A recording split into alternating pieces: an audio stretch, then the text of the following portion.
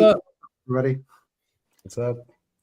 So I got lost. Almost couldn't turn the damn intro off. I almost closed the browser. There's some like news on the Discord. I guess there was a leak of the 2025 OJC titles. Have you guys seen this? I heard about it, but I didn't see the list. Yeah, it's also on posting, but I didn't check it out. Yeah, so this obviously isn't confirmed. I think it was like a European seller, I guess, listed these. That goes ahead of the curve, right? I think this has happened before, so I think that's where this came from. So this isn't an official announcement, so just take this with a grain of salt. Rob, have you seen this? No, fresh eyes. Okay, well, it's just I don't have anything to show. I'll just read them out really quick. So there's 6 titles. There's Joe Pass Virtuoso, which I think is a Pablo. Is that right? Yep. Yeah. Not a hard to find Pablo, but excellent. It's just him playing guitar.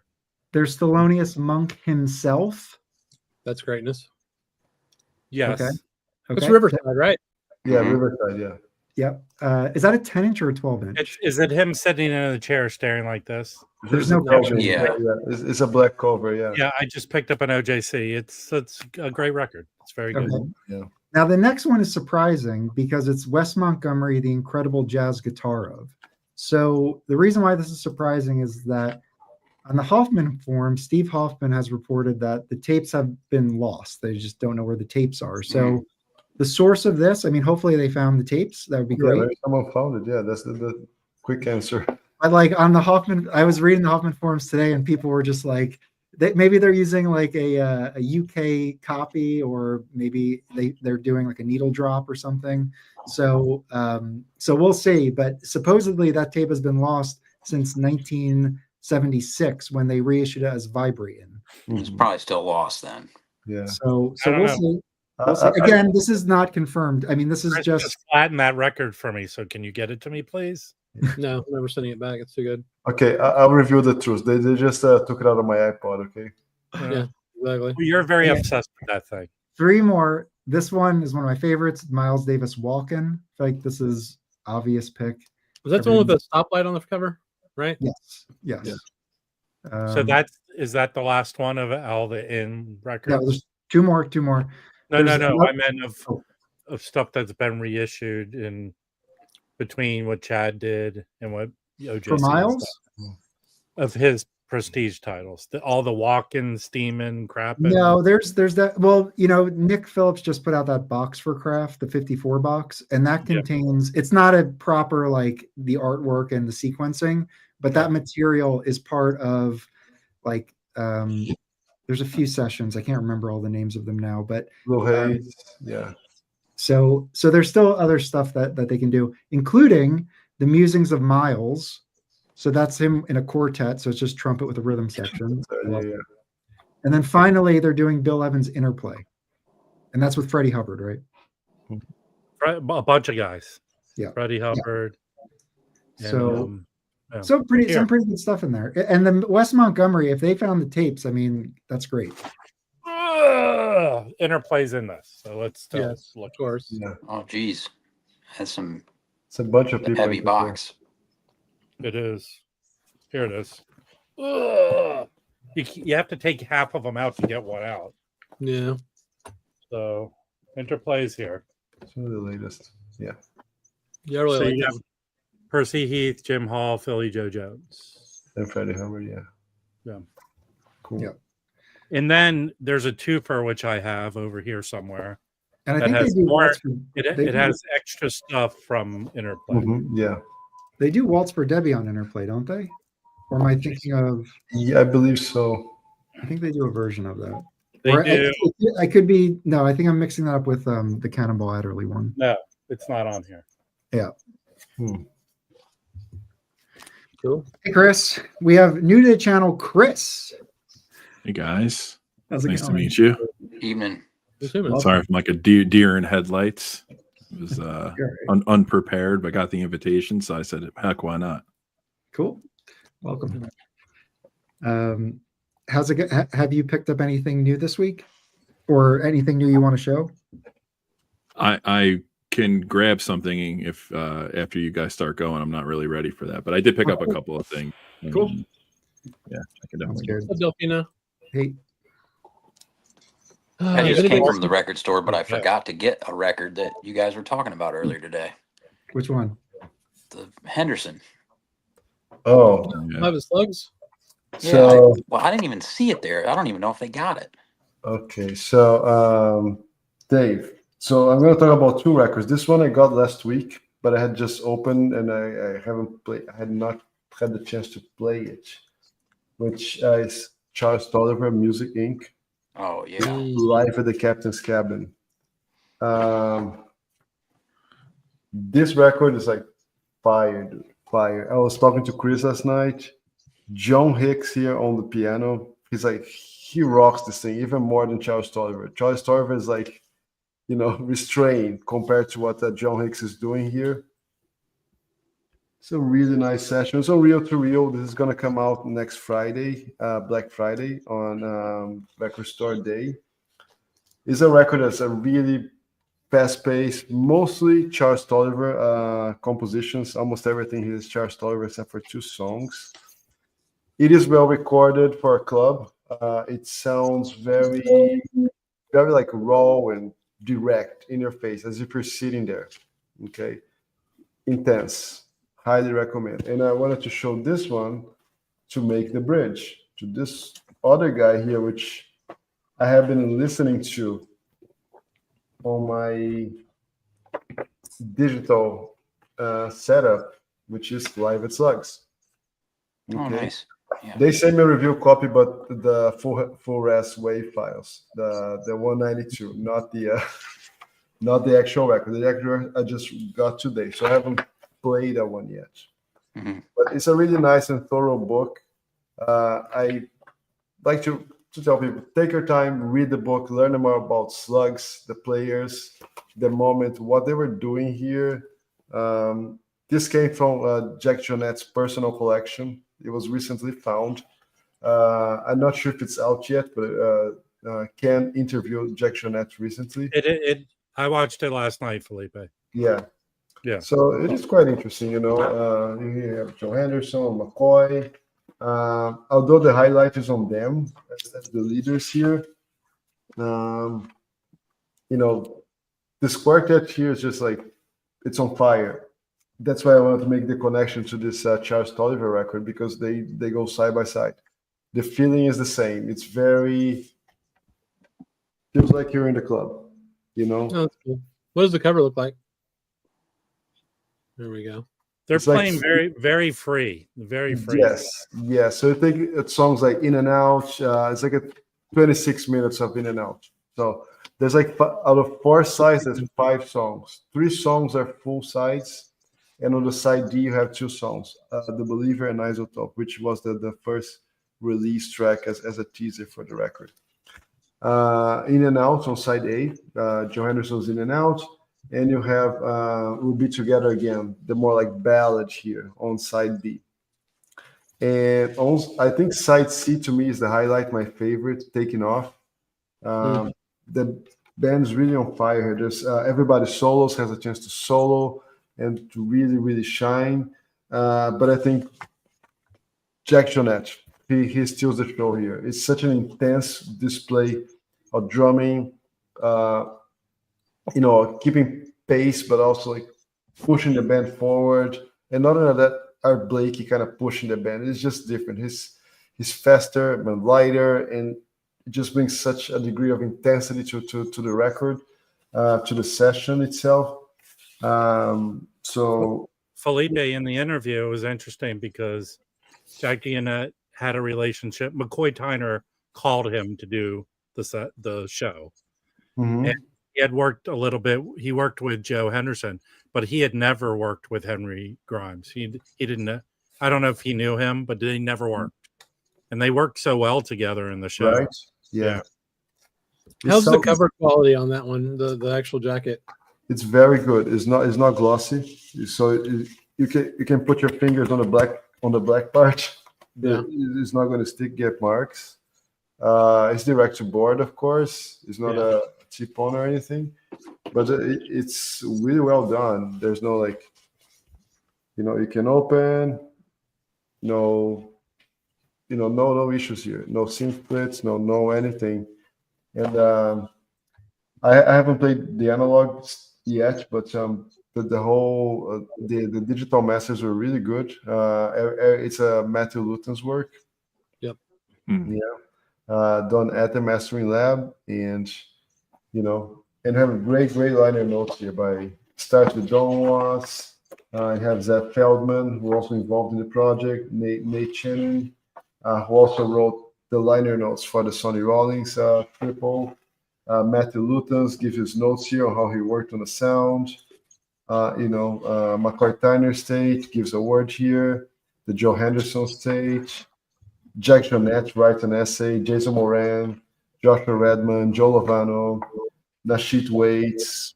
I think my favorite drummer these days, Christian McBride, Terry Lynn Carrington, which is about to release a record. Great drummer, Terry Lynn. And it's a really well put together package. I think to close the year on a high end, they started with the Village Vanguard Sonny Rollins project. I was skeptical at first, and now, so like I'm gonna skip this. But once I got the review copy and I was going through and reading about it, man, this record really sticks. It's really good. I'll tell you, I've been driving around all day LA, and that's all I've been listening to. I've been streaming it. My record should come out during the show, but I'm telling you, if all the crap that's been coming out and all the choices we have in everywhere, even with the sales and the tone poets, this is a must own. I know Felipe and me communicated a little bit where he had maybe some issues that the quality, but I think it sounds fantastic. And I'm very stickler about these archival stuff. I don't think it's archival at all.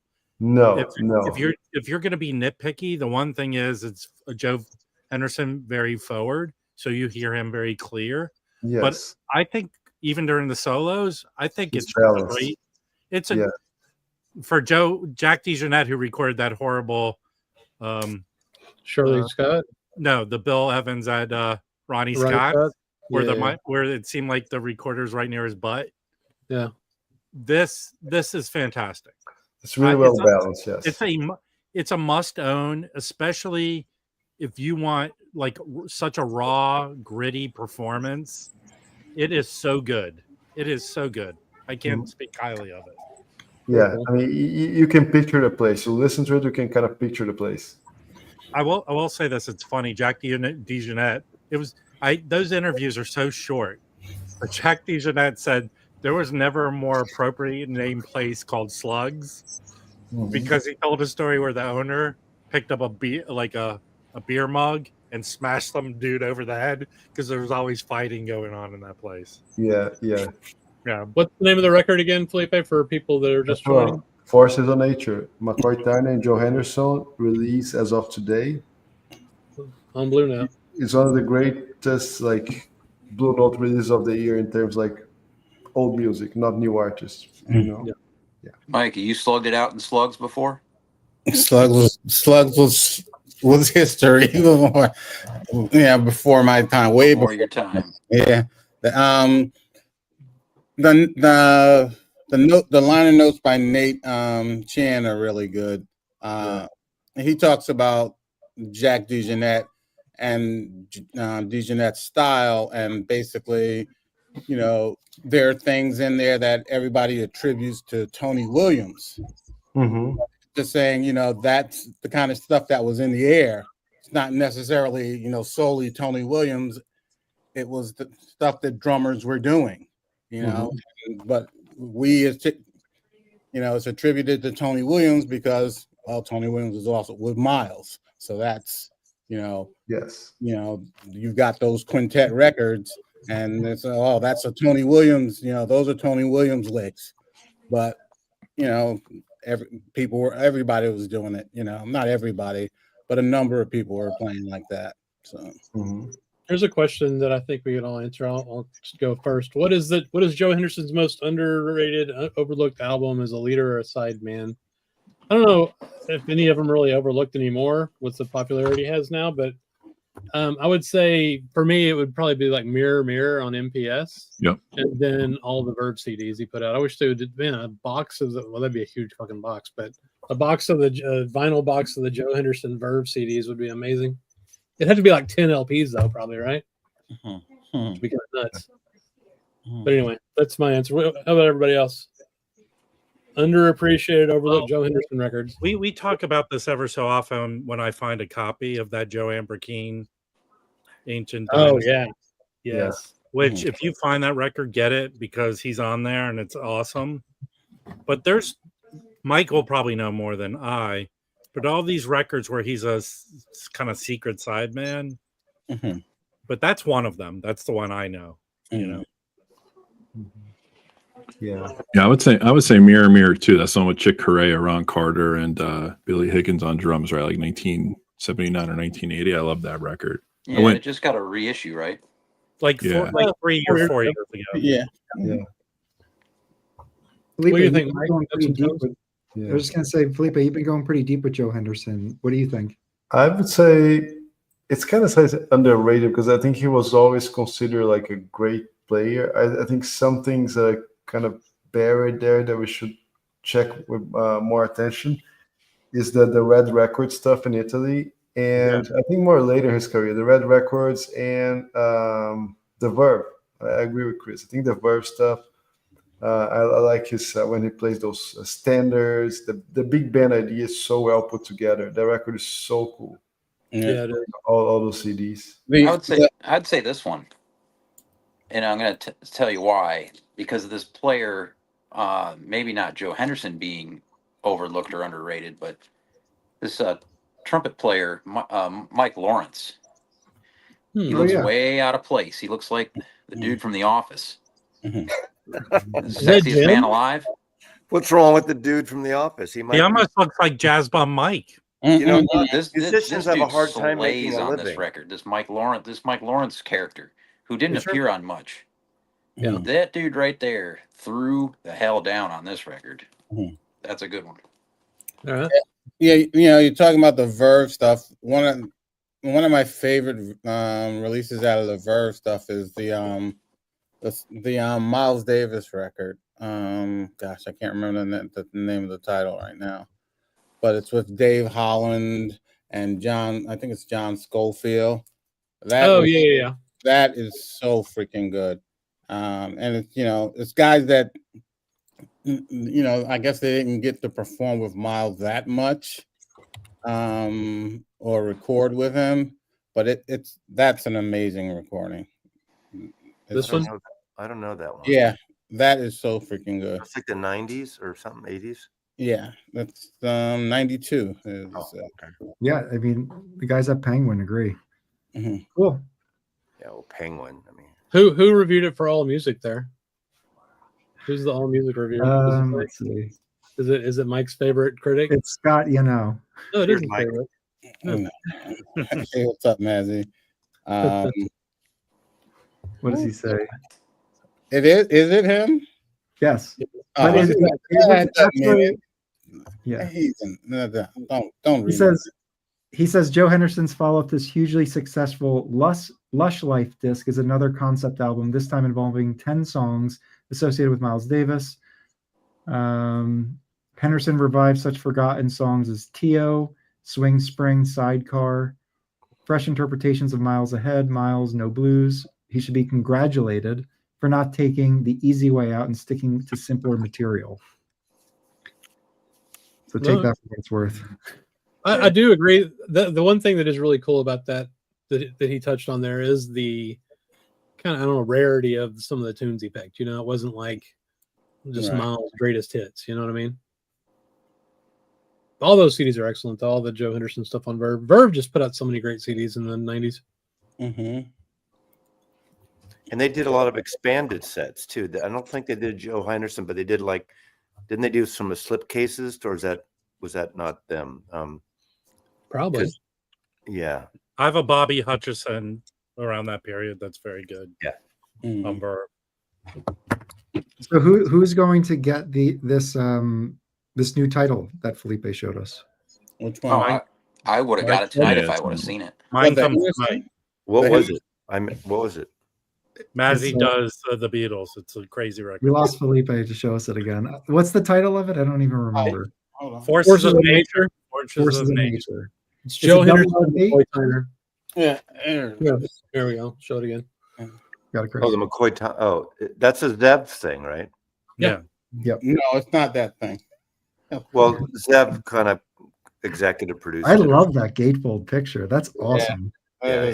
Hey, I'm curious. Is that cover picture from the show? That's a good question. I'm Well, did they play together a lot? no, I don't think they did. So it probably I is. think that was a one-off. Usually they try to do, unless they say otherwise, they'll do it from the right session or show. They're not Yeah, gonna, but I think it was a one-off show. well, there's Let me see. But I I don't- could have been there that night. Well, it where's was- the picture of McCoy Tyner and Henry Grimes? You know, Mike, if only there was a way we could ask the source of that record tomorrow about that. Are you interviewing Zev tomorrow? Maybe. You're interviewing Zev tomorrow. Okay. Yeah, they got a scoop on you, Mazzy. I It's did. not about scoops. No. I could have chatted with Zev. I've done it twice or 3 times. You know, Let's brag. I have records I got to review for the record store day thing. Yeah. Which one did you like the most? Did you listen to the Ultra Hole yet, Mazzy? Yeah, you know, That was the best live performance I've ever heard in my life. here's the deal. amazing. It's great. I have a little prejudice because in the 70s when I worked in record stores, all of a sudden a lot of jazz artists all of a sudden became hit, I should say, not hip, but became huge in the MOR world, like George Benson Breezen, John Clemmer, which you could whatever. But everybody started doing these real commercial things. And Al Jarreau got huge on those reprise records, you know, that kind of slick, thing. And for me, if I wanted to listen to that, I like, in terms of jazz vocals, I like Lambert Hendricks and Ross, early the 50s, early 60s. And not that I didn't like it, but it was almost so slick and so beautiful. But it is great, and I see the attraction to it. It's not really my thing. It's a little too kind of schmaltzy, but the guy's fucking amazing, and it's a great recording. He owns the performance. It's just Totally. And I'm, so that's one of those things. I need to present it just like that, because it's excellent. I wouldn't buy it.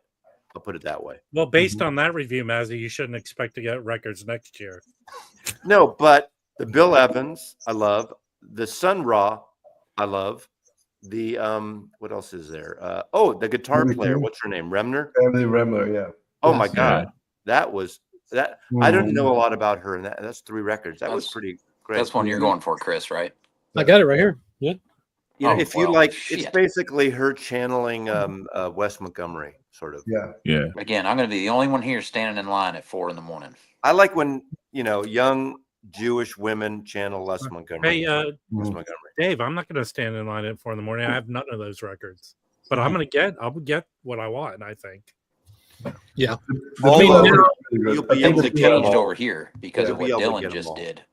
Yeah. So Now, here's yeah. Are there any that have a short run? This time, I think the Charles Tolliver is a short run. Does it say, Felipe, how many are on there? Or does yours say promo on the back? I have some of them. The only that came actually numbered was this guy here. Yeah, what's the number on the back? What does it say? 485 out of 500. Yeah. Oh shit. Okay. Yeah. No, but here it says limited edition first pressing of 1500. Yeah.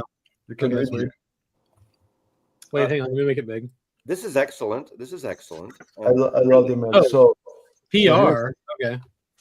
So perhaps there's going to be 1,500 promotional or whatever. That's a What lot. did you get? You got a PR number on which album is that? Charles Tolliver. Oh, I didn't get Charles. I didn't get that one. You're not like Felipe. He's better than you. That's fine. This is amazing sounding record. It is. It's not my thing. So what I'll probably do after I do this, I'll trade it for someone or give it to someone. I'm not going to go.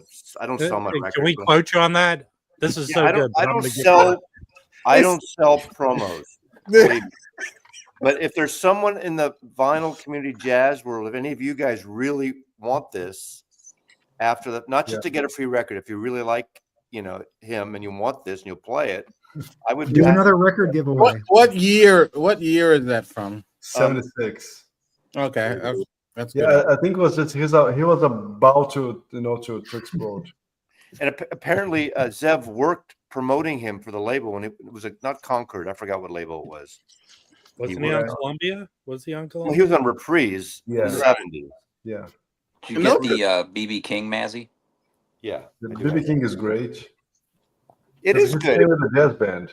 It's big. It's a big band, and it's horn section and everything.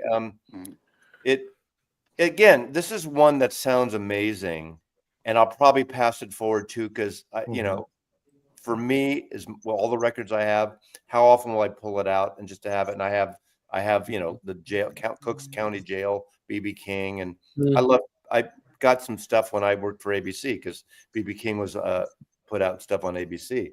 But this is excellent. It's excellent. I just don't think I need it beyond my showcasing. And you're digging a hole for yourself. Have a question about that. This is excellent, but I don't. Okay, wait a second. Here's the thing. When you get free records, people like piss on you if all you're doing is saying good things about records. And so I'm honest with it. I mean, it's a great record. It's just not for me. Yeah. Every record I get is not going to be for. I think you've opened up a new door for reviews for you, Mazzy. It's like Mazzy 3-second review, meh, and then you just go to the next. This is excellent. This is And I was surprised. This isn't a record store day, but I did get a review, a promo of this. This is excellent. Well, then that's You should show that every week for the next 6 months. I know. Well, fuck you, Chris. Okay. Go vote for someone. My Already didn't work. I don't need this. Yes. But I was surprised because I'm not a big band guy, and it's like the sextet plus the larger band. And So who put that out? And if somebody's interested in checking it out, where should they go? Palmetto Records. It's a really good sounding record, and some of it's out there, but it's not really. It's not a lot out there. Have you heard it, Felipe? No, Massey. I was surprised how much I liked it. I'm keeping this. I like this record. It was a CD at the time, I guess, in the 1990 or whatever it was. 2000, early 2000. No. And this is expanded beyond the CD. It's really good. I have the CD. Andrew Hill, man. Even with all the larger instrumentation, when it comes back and he's doing his acoustic piano stuff, it's excellent. I like Andrew Hill. Me too. Despite the blue note warble. Oh my god! What are your favorite? Wait, well, I wanted to ask a question about the BB King. Okay, it's my BB King's awesome, but if you ever notice, he can't play and sing at the same time.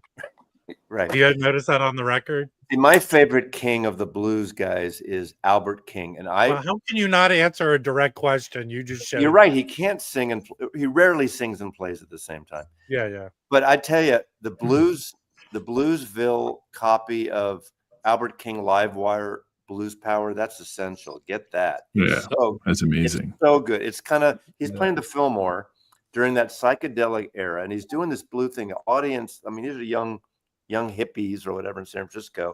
It's so great. I have an original. The Craft Bluesville is better. So thank you, Chad Casson. You know who couldn't play and sing at the same time? Louis Armstrong. Oh God! Obviously. Hey, Dave, could Mike Lawrence play and sing at this? Who could play and sing at the same time? 1188. Roland Kirk. Yes. I was just thinking of a flute guy. I'm trying to remember who it was now, who would kind of like hum and play the flute at the same time. No. Oh, that's Harvey Mann. I mean, maybe. Jethro Tull. Played with his nose. Ian Anderson. He played with his nose. But this is actually really good. This one, I like this. So You got nothing but good reviews. if you get 5 records from someone, it doesn't mean you have to like 5 records, right? And again, none of these I dislike the sound or what they are. I just might not be an artist I care for. Hey, Mazzy, you see Nicole was at that show you were talking about. Yeah. Was she really? She's like 3-4 years older than me. Well, that's very nice. And No, that's what she said. No, Nicole has said how old. She said there was a stream recently. She said I'm 3 years older Hey, than Matt. Nicole, I would never say that you're 25 years older than me. Was it? Do you remember it, Nicole? But she is not. Yeah. Yeah. But you know, man, I think it goes to show they only have like a handful of releases for this Black Friday one, not as comprehensive and big as the regular.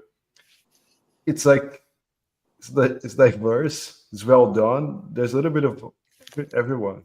It's not repetitive, you know. It's very diverse. Have Sun Ra, Bill Evans, Emily Ramler, Absolutely. Altaho, B.B. King, Charles Tolliver. I think this is great. Well, last time I can't remember if it was the last record store day. One of the most exciting things that I got that Zev did was Sister Rosetta Tharpe. Yeah. Oh yeah, I got that. I fucking love that. Yeah, it's And, badass. I was excited when I heard he was doing that because that's kind of out of his pocket what he's been doing. Mhm. You know, but I love That was wonderful to see put out. right? Yeah. I got some of her old 78s. Excellent stuff. Mazzy, can you show the Sun Ra, please? You have it, Mike. Yeah, but I don't have it with me. So live. This is basically a silver version of what Rob wears right now. Like, Now, Yes. Mazzy, that's a failed joke attempt. You would say No, that that it is comes cool. with that. It would comes with that inside of the record. this is protecting him from gamma rays. I like this a lot. This How would you compare that to the record? well, first of all, the recording's really good. yeah. It starts out a little pretty out there, but it really comes back, and there's some great what do you call it? Traditional. Interaction. No, not what do you call standards. Like they do a mini version of Somewhere Over the Rainbow, which is kind of cool. They do a good version of Cocktails for Two, but that's only like 4 minutes. So there's some really beautiful ballads mixed in with the wacky, you know, Saturn shit. Round Midnight, they close out with some of the tracks I didn't know. Big John Special, Lights on the Satellite. There's some weird stuff. It starts out weirder, and then it kind of this drummer intro thing. Have you listened to it yet? Yeah, Mike? I did. Yeah. Mike? Do you like it? Yeah, I like yeah. yeah. I think it's I great. like I mean, they put Sun Ra out last record store day, this record store day. So I hope they're doing a series like they did with Bill Evans. Like if they can keep finding the tapes, I think it would be a really cool series to have. Yeah, and the cool thing about this one, it was actually a movie, right? So some tracks that were in the movie. Oh, right. That's right. The guy, they borrowed. documentarian, was shooting it that night. Yeah. So are these from the Nagra tapes? Are these from? No, I think those are from the Left Bank. Yeah, it's from the Left Bank. Yes. Oh. So there is on the liner notes the movie maker, the director. I read that. He did it. And I found it amazing because it was a stereo recording, of course. He only had 2 mics. So he hooked up one mic to the PA and another mic, he would have someone on stage just following whoever was soloing. That's the movie. Yes. And it's amazing how the result came out so nice. You know? This is really good, man. They're on top of a roof playing in Philadelphia, and then it has the footage of them in Cairo, in Egypt. This is really good. No, but No, it's not a movie from the Left Bank. No, the it's Left Bank is a different. different movie. No, this is You a never know Joyful what you're going Noise. to get. The thing is, you This never is know what you're going to get. Unrelated. Okay. But if they took songs from this, it's like a bonus. So I want to show something real quick to relate to this. So I got this. I finally got a copy of this Darius Jones record. Really excellent free jazz. I really enjoyed this. I didn't realize though, Notes and Tones. We can talk about this too.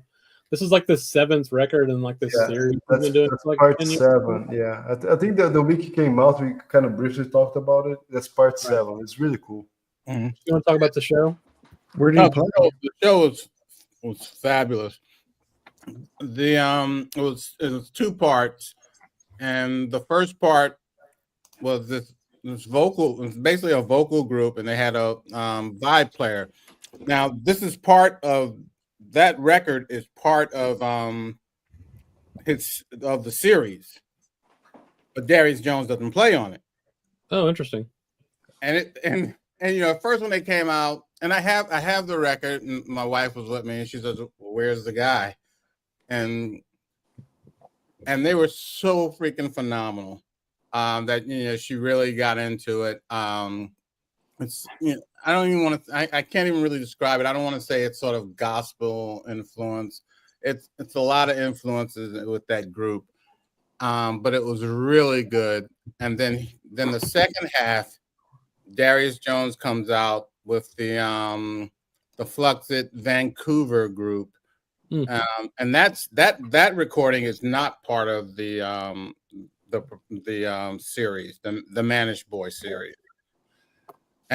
But I have that album, and it was when it was released, the year it was released, it was one of the best, one of my favorites, because he has it's a string group, Darius Jones and Gerald Cleaver on drums, and the cello player is a favorite musician of mine,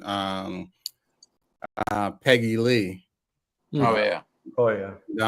We just got her last record, right? Yeah. And she played last night in the group. It was the same people that were on the record, and it was really good. And and he's actually a really personable guy. He spoke briefly, but it was really good, and it was a nice hall. It's called Merkin Hall. And the sound was freaking excellent. Q Rob. It was really, really excellent. The dude went to VCU, and I reached out to him, and he responded very. No, I thought you were going to do a Merkin joke. No, he went to the same school I went to, so cool dude. Do you have any Merkins in your house, Mazzy? I do not. He wears them on his head underneath the hat. And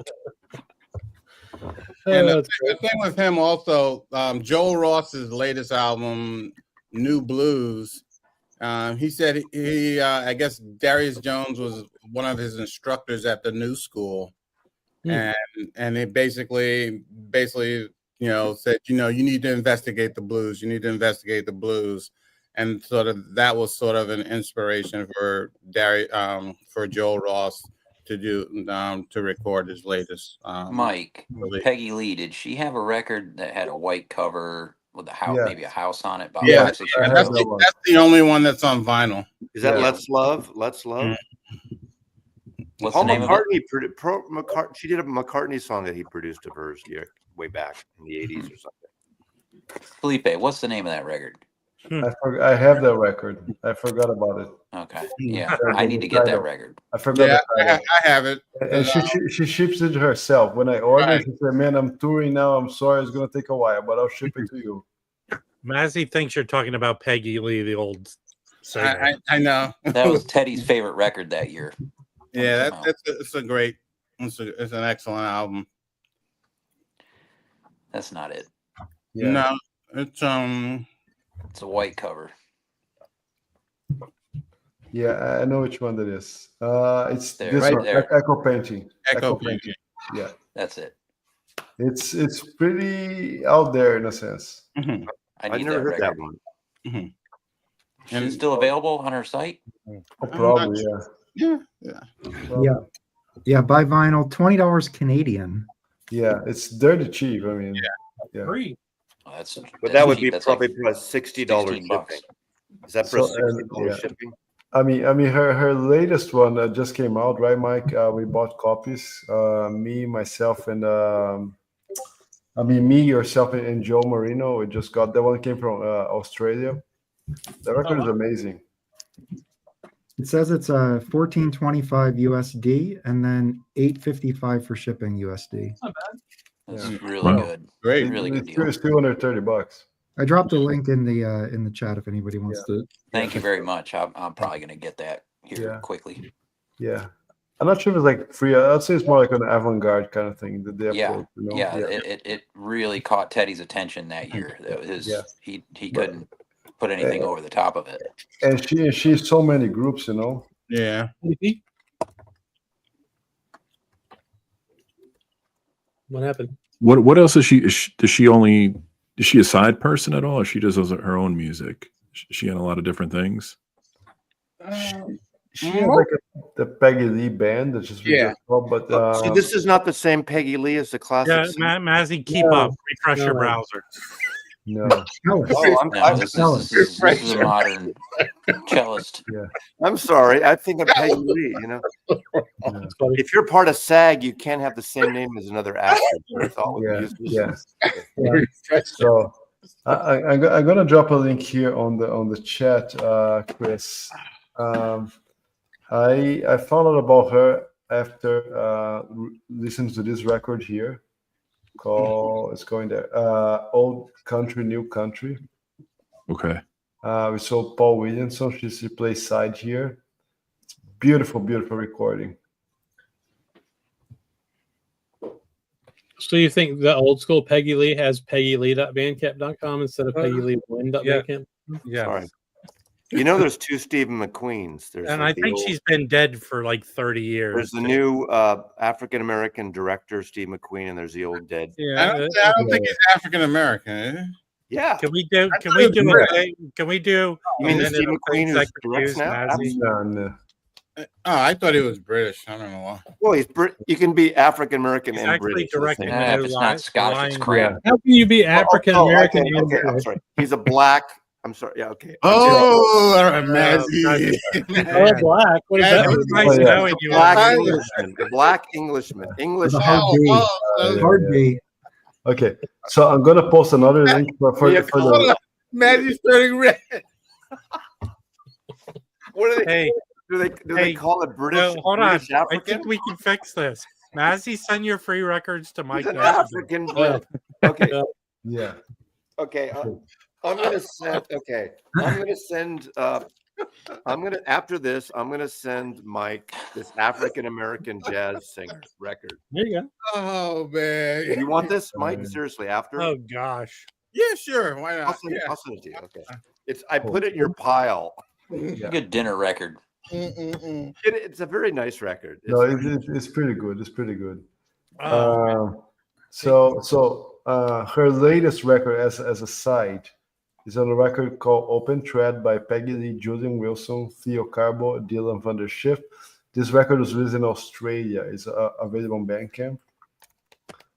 I just posted a link, a couple of dialogues above. It is really good. It's an amazing record. It comes from Australia, but the shipping from Australia is pretty much the same as shipping from Europe or something. well, so- I thought it was really expensive from Australia. No. Probably Yeah. about closer to 30, ain't it? Yeah. Well, the secret to Australian shipping is you have them put the record in a kangaroo's pouch and then he hops Oh over to man, America. you're horrible. That was good. Come on. That was funny. No. Yeah. Maybe you and Mazzy should do a comedy hour on the internet. That'd be awesome. I'd do All that. right. All we have to do No. is get Mike Nuts and Tones to show because he'll I'll laugh at anything. apologize when I'm wrong. I'm wrong. Okay. Hey, can I show some records to change the subject for Mazzy? Leave Mazzy alone. We're friends here. Yeah, we are friends here. That's fine, true. I'm fine. So I had a pretty good day today. I went. I didn't go out with the series to pick up records, but I found a lot of good stuff. So I did not know about this record. This is a direct-to-disc Philips Japan of Art Blakey, and I think this was sort of his late 70s band Mhm. drug session. So this has got the Schnitter on it, Dave Schnitter. Yeah. And Mike, I don't know the rest of the band. You got Robert Watson.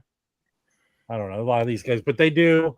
Yeah, They Bobby one Watson. session. Bobby Watson was that last run that Art Blakey had, where he started getting all these like great musicians. Bobby Watson was like sort of at the forefront of that, and he was one of the, he was one of the musical directors of the band.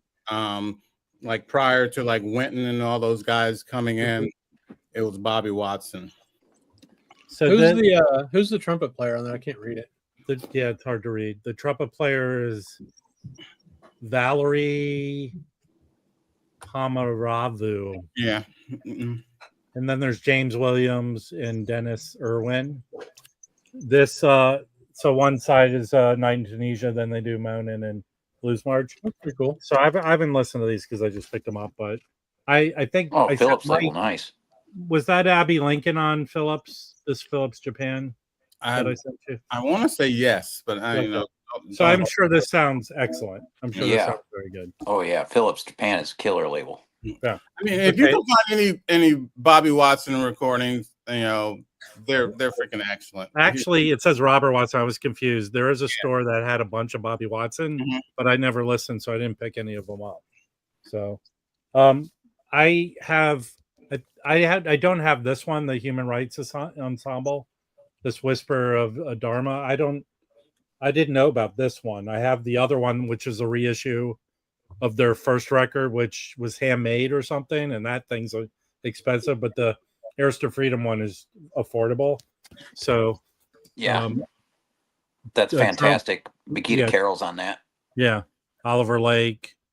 So I mean, this is like brand new. Yeah, What label I, is that on? Heirs to Arista? Freedom. Heirs Yeah. to Freedom. yeah. I think there's a private pressing that you were talking about, right? Probably it's a song on each side. Yeah, there's a private press version of that that's insane to find. Yeah. This is a good find. So everyone go get this. So there's a few. This is a MCA, this dedication series of the Hugh Masekela double album that's on Blue Thumb, and that record's expensive. This is a good cheap way to get this record. It's I forget exactly what the name of the album is, but it's on Mazzy. Do you know that, or did he run away in shame? I'm right here. Do you know this Hugh Masekela record on Blue Thumb that's really expensive to get? It's him standing there. Yeah. Yeah. Oh, That's hold the on. series that we used to. That's the ABC series. We used to I sell- understand, Mazzy. I just explained that, but the Yeah. record that this is, That's the I reason. got it.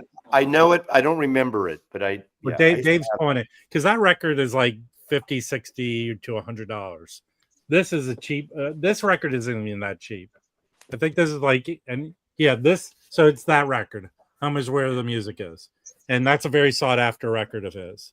This What's one's the good deal too. with this guy? I've never listened to any of his music. Like, what does he play? What kind of music is it? Well, Like, the one record that Chad sells, that live record, is amazing. I don't have that Amazing. one. Yeah. But this is a cheap. If you want that record, which I heard in a record store playing, I go, "Wow, that's awesome." So, this is the dedication series, The African Connection. Maybe I you didn't know should've they said put that out on there. That's cool, man. Yeah, so that's not too African for you, Rob? he got big in the late '60s. He played at the Monterey Pop Festival, and actually in the Animals song "Down in Monterey," he plays the horn part on it. Mhm. Yeah. It's amazing. Mazzy's very good about sort of talking about what you're talking about. So Cool. get the I don't know if you knew that. Rob, Okay. that's a great series. This is a good one too. Rob, on that this is the series. one that came out on Analog Productions, but this Yeah, is the get the 45 if you can pony up for it. I wish I did. This is the 33, but this is awesome. This is live. Oh wow. that's like a demo record. Jim It- is shutting it- off his system with it. 100%. It's 100% a demo record. But he had the big cover of Grazing in the Grass. That was like his commercial That's the thing. Chad And he's record. also That's great. I'm a big Dave Matthews Band fan, but he showed up with them on a few shows and You jammed out just with said them, the which is wrong pretty thing, cool. Mazzy, with Mazzy. Yeah, I'm not going to comment. Okay. That's okay. Wow, that's cool, Chris. I've never seen that record. Yeah, Yeah. this is it's on Acoustic Sounds. It You sounds should- no, that's really great. good. That It's- record's that is a demo record. If you want to Yeah, it is. test your It is. system, play It's it off. kind of slick, but it's really good. Really good. Yeah. Grab the 45 though if you can pony up for it. I wish I Did you did. guys say the lineup on this? I have it up here if we need it. Wow. What is it? It's Larry Willis on piano, which is pretty cool. For which record? This record, yeah. Eddie Gomez bass. Nakaya Shoko on drums. And Dudu Yeah, It's right here. Kukwana on saxophone. Mhm. So it's a Nice quintet, to really nice. So I'm Oh, cool. gonna clean and listen to this tonight.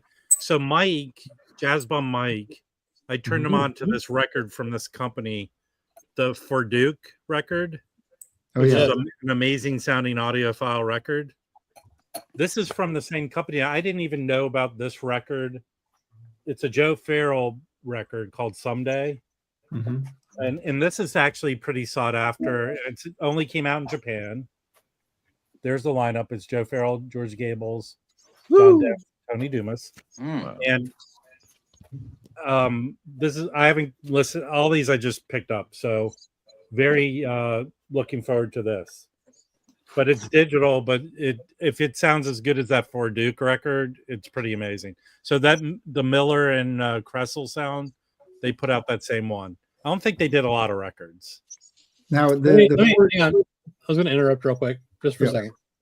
I'm going to post a link to come up. It's for Chris and Dr. Robert. If you want to come up whenever you can, it's fine. If anybody else wants to come up, ask in the chat, and we'll, determine if you can. Well, you can only fit up 10 people, right? I know. Yes. Okay. So the next one is. Well, hold on. That Ford Duke is direct to disc. Did you say that? Yeah, it is, but this isn't direct to disc. Okay, yeah. The Ford Duke is a direct to disc recording, and it's fantastic. Oh, and by the way, look at the standards they do on this. Oh, epistrophe. Nice. Cool. That's awesome. On Green Dolphin Street. I didn't know about this record, Joe. I love Joe Farrell, so this record I reached out to Mike to show him because it was very interesting to me. Oh yeah, Mr. Counterpoint, Jazz Impressions by John Gamba. I cannot find anything else that his dude was on. right. This record label, I read that they specialized in sort of bossa nova records.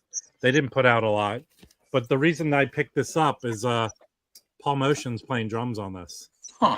So I found a copy. I found a copy on YouTube. The stream.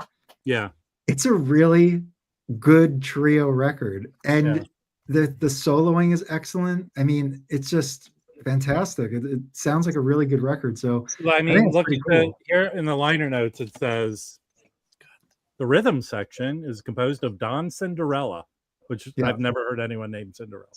Well, Joe Cinderella, everybody. Cinderella played guitar for on Verve sessions. So it says that Paul Motion played with Bill Evans and Dude Sims. So I haven't listened to this yet. I did stream a little bit from the YouTube. And What did you think? good. It's good. It's a solid record. I'm curious to hear if you don't want that, I want that.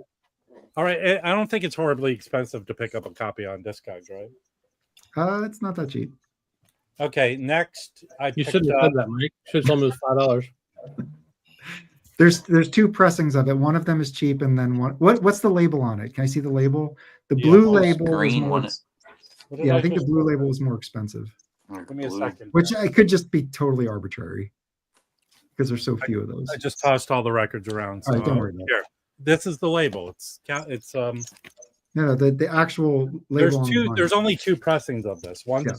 a black label. Okay, I think that is the cheaper one. Well, I think they're both mono. Yeah. There's no stereo version of Yes, Mr. Counterpoint was his nickname. For John Gamba, Mr. Counterpoint was the name of the club he used to play. Oh, cool. And I think he was unusual because he had extremely gray hands. It's a disease. Who did the cover? Is there an artist on Hold up, the man. Is there a signature on the cover? No. It doesn't even say who did it. Okay. Okay. I found a mono copy of this. Nice. It came out as a New York label the same year. The rest are Liberty. This is the Liberty. Yeah, it's on it's on the flip from New York to Yeah. This is not in the cover is like mint, but the records, and I got it for a good price. But I like to have such stereo monos if I can find them. But very very hard to find a mono version of this. So Yeah, it is. That's took me a long time to find that record at all. yeah.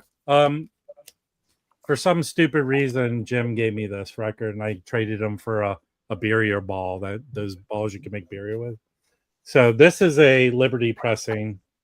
I do have the Music Matters 45 of it, but this is a Van Gelder, so I might get. Hey, Roberto, do you want the Music Matters of this? Let me know. So I owe him something. So I'm very anxious to hear how this is. So it's a great record. I did show this on my stream, and this is unusual. This 10-inch came out in 1991. It says it was kind of. This is the only thing I can find that it's from Fantasy, but I don't know who did it. It looks like a Prestige. It's Yeah. not a cheap. It's not a cheap record. This version is not cheap. The original. So, but this is stuff that's on Bags Groove, right? Yeah.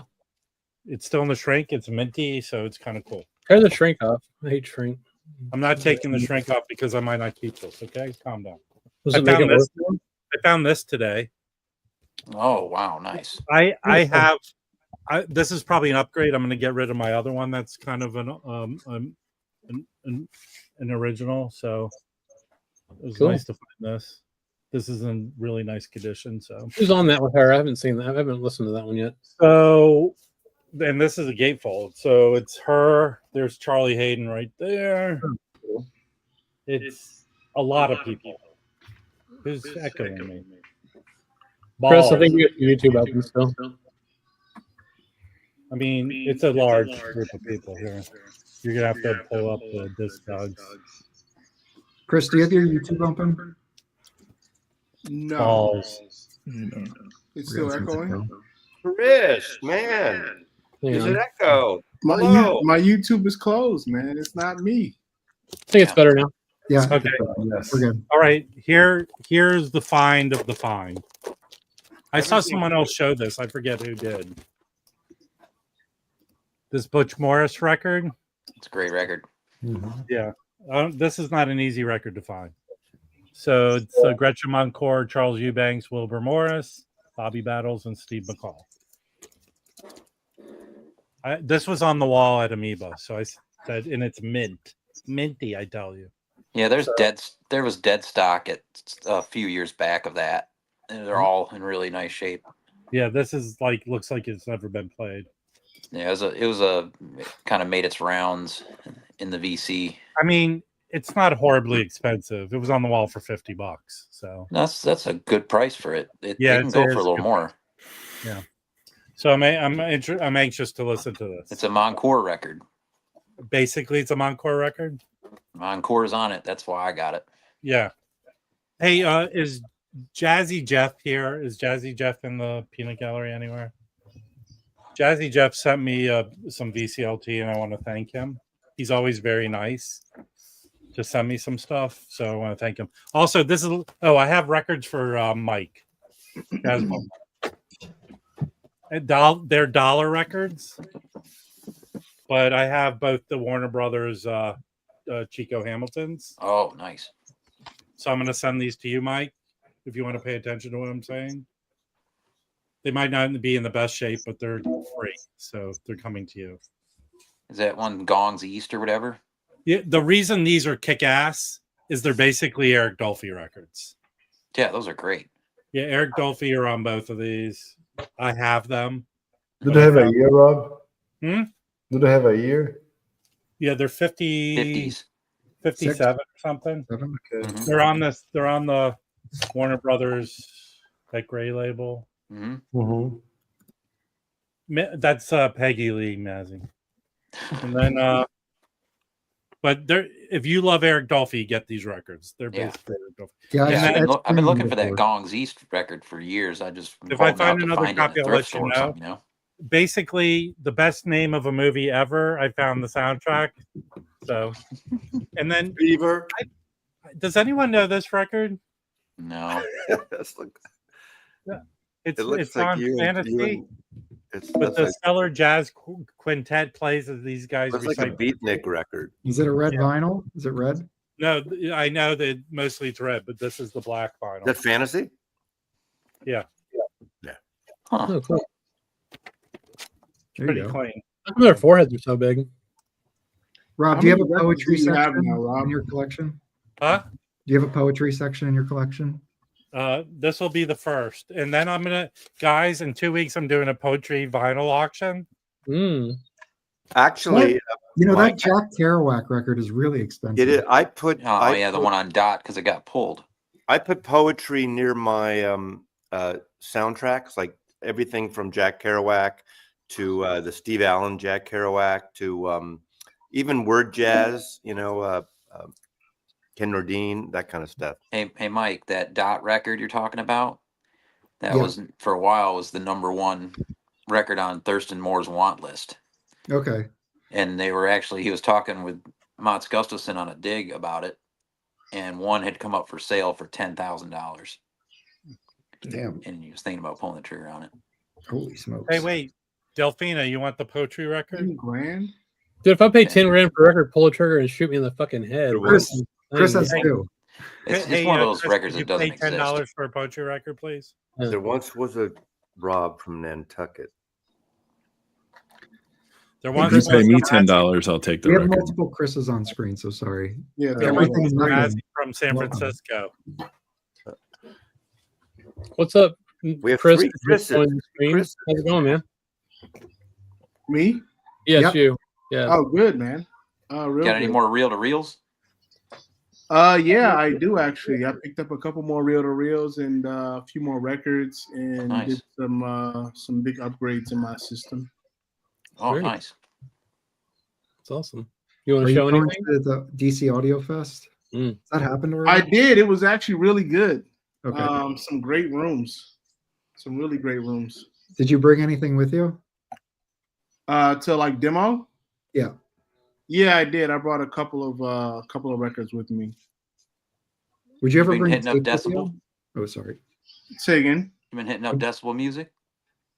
I've only been the one time. It was Mm-hmm. shortly after Rob told me about it, and I Mm-hmm. went that one time. But I haven't gone back since. I've been slowing down on Mm-hmm. acquisitions. I spent a lot of money upgrading my system, and so I spoke to Van the other night. He's trying to get some good musicians in there. oh yeah, Yeah, like he's working on some things. So, I think he's getting is it Andy Bay? Does that sound right? oh yeah. Yeah, I think that Oh, he's going wow. to play there, and then he was working on trying to get Well, I don't want to say Abdullah Ibrahim. It's not a very big place. To Dollar get something Brandon. like that. Yeah, that'll be pretty dope. He doesn't though. like to be called it's that not a anymore. big place, but it'll He be nice doesn't? to He see a doesn't? show if he does get it Oh. done. But that's he's been working on getting some gigs in there. Has he said anything about like possible dates on when this might happen? No. So, Are you local? Are you in the DMV area? no, I'm in Charlotte, but Okay. he's old school VC. So, and I just got a Okay. record from him. So, Okay. yeah. Nice. I'll pull up. I'll grab a couple of. What did you upgrade in your system, Chris? Too much. Way too much.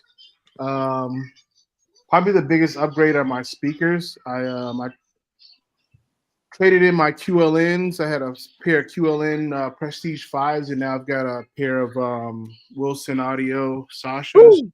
Holy shit. You know. They're like hard to see. Mm. Yeah, pretty dark in here. Sorry. It's all right. That's okay. Those look like a good size for that room. Oh, dude, it's amazing. I'll show you a few. We go in here where it's more light. A few new acquisitions, and I'm borrowing a friend's cartridge. A cartridge that I could. Are you never supposed to share afford. cartridges? Isn't that sort of like not sanitary? Is that a thing? You know, probably not. And I honestly did not want to borrow it just because of the value of it. Did he write But- his name on it? Did he etch his name on the cart at all?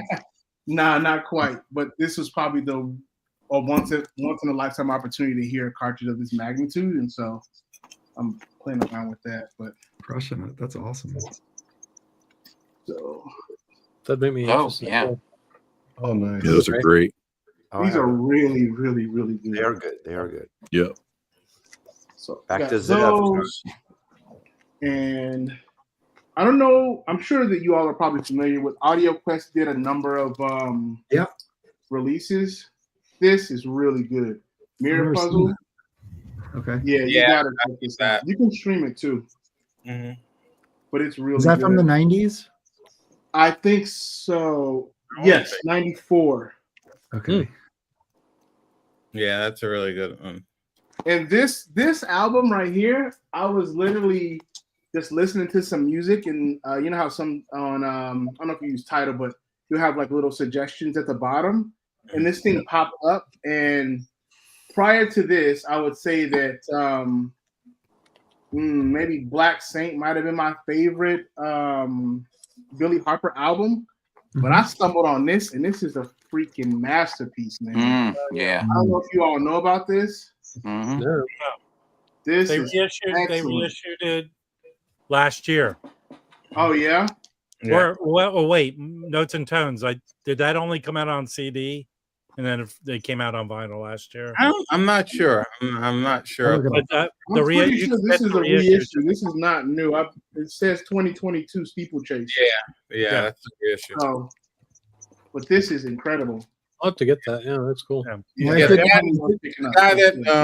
guy that engineered that, the recording engineer is Jim Anderson, and yeah, a lot of times when I posted that on YouTube, I'm not on YouTube, on Instagram, and he responds, and he said, yeah, those steeplechase sessions were like, we did steeplechase like twice a year. They would come in. It would be like a whole week, and you'd have a morning session and a night session. That was I'm not even sure, but I think he said that was a morning session. They record it. It's like boom, you're done. You know, that's it. If they get in the studio, they play the music. That's it. Next group in the evening, record the music. Boom, you're out. Next day, another group. And, Sounds like Rudy. And you know, but that group that was Billy Harper's group, so that's why it's so it's so good. He's playing with those guys for that group. Actually, he's really good. So Chris, you can go. I was confused. So last year, the Chris that we're talking to. Oh, okay. There's three of them. Chris Thomas. He doesn't have a nickname. His name's just Chris. So, Chris, last year they put out in Europe on Steeplechase, and that's really good. So if you like that one, go get the in Europe one. Yeah. Okay. Yeah. I struck out on getting an original of that once, but We have another, this one. We have another Chris on screen. Nice. I There's just wanted three to say Chris's. Four. This is fucking Christmas. There's Four. Bingo. This is, if we get four more, we'd have Hanukkah. Wait, is anyone's middle name Chris? No. Hey, Chris has got that Rick Ballard sticker. Chris that was showing the Hugh How many mics do we have? Just so you know that the 45 is not the whole show. The 33 has the whole show on there. The only way you get the whole show on the 45 is if you get the box that they released for $200. Yeah, that's the one I'm talking about. I think. Okay. Yeah. So I had gotten that. I played it for my brother-in-law, and he went out and got the box, and I was like, "You son of a bitch!" I need that. So wait, Chris, the only way you can get the whole show is the box, not the 33. No, the 33 has the whole show, and the 45 box has the whole show. There is a 45 RPM that's like a truncated one. Yeah. I bought the 33, and then I bought the 45, but I didn't buy the box. And How does the 33 sound? How's the 33 sounds great. I didn't buy the box because he Acoustic Sounds has the actual has it on reel to reel. So I'm gonna get it on reel to reel. Woo! Instead of buying the box. Just get it. Just going back to Billy Harper, and this is for I don't want to say mainly for Jazz Bum Chris, but Jazz Bum Chris would like this. They're probably one of the best, if not the best, in my opinion, Billy Harper albums. It was only on CD. It's called Somalia. It was from the 90s. Somalia? Yep. If you find it, it's like he has two drummers like he did on his the Denon release that he did. That's on vinyl. But that is like top tier Billy Harper. Very cool. That's hard to find. I mean, not really. It's hard to find on CD. Yeah, it was only released on CD. Okay. It's like $10. That's a lot for a CD. That's cool. I'm gonna add it to my want list for sure. You can Chris buy Brown, what's happening, man? Welcome to the show. One more, Chris. Yeah. Yeah, Another thanks. Chris. Thanks. This is Roberto rightly pointed out. This is my debut, and Exactly. but not my first live stream because other Chris here, right? We did our what did we do? Fantasy draft. What was that, like a week or two ago? Chris, there's like 300 Chris's. That was good. That was a good time. That was your first live stream. That's right. You mentioned that. Yeah. I fly solo, So, but I appreciate you guys having me. Absolutely. Yeah, that was great. That was Have you got any stuff you picked up lately you want to show? Yeah, sure. Yeah, I'd love to. Actually, I don't know. Mike and I kind of nerd out about this. Where are you? Yeah, I don't know where I am either. I'm lost. There we go. Yeah, Mike and I nerd about this offline, but I got a bunch of 10-inch stuff in today, and I don't know if that holds anybody's interest, but this is like some pretty killer stuff. Actually, this is like a mix of some stuff I've gotten over the past week or so from the same seller, but got some Billie Holiday and Lester Young kind of stuff. Oh yeah.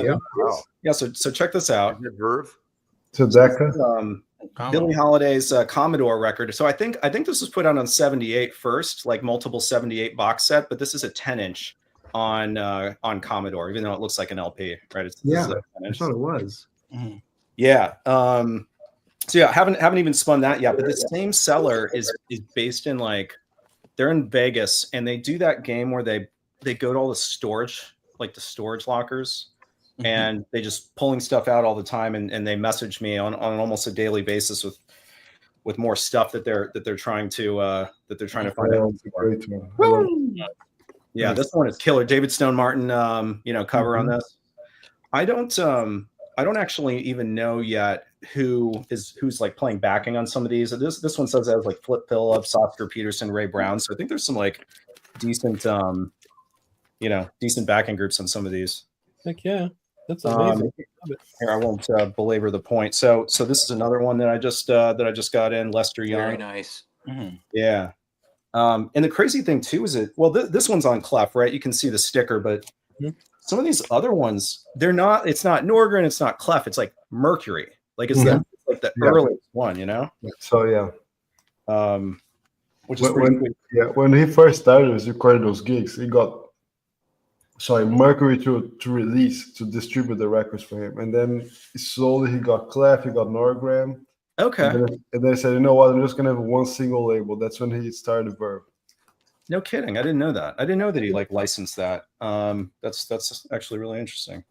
So here, I'll show just a couple more because then there's a lot of people on this thing. So I got a couple of Harper. Got a couple of Harpers in.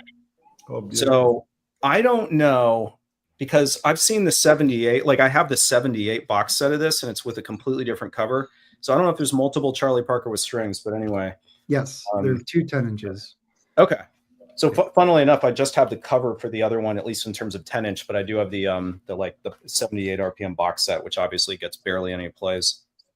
So I got this one on dial. Oh, this one came in Mike, a week ago or something. Fantastic. I forget what I to you. So just super early stuff. Lately, everything that's coming in is way earlier than honestly most of the stuff that I listen to, but I got those in, and I'll just show you one other thing, and then I'll hand the reins back over. This was super cool, so check this out. Never owned these before. So Wardell Gray, what is this, Memorial? Volumes 1 and 2. One of these is on Bergenfield, but then the other one is on just the New York City label, so it's original. So here's the thing. I have no idea where this person is coming up with this stuff. But the funny thing is I was in Vegas about a month ago and actually met up with the seller.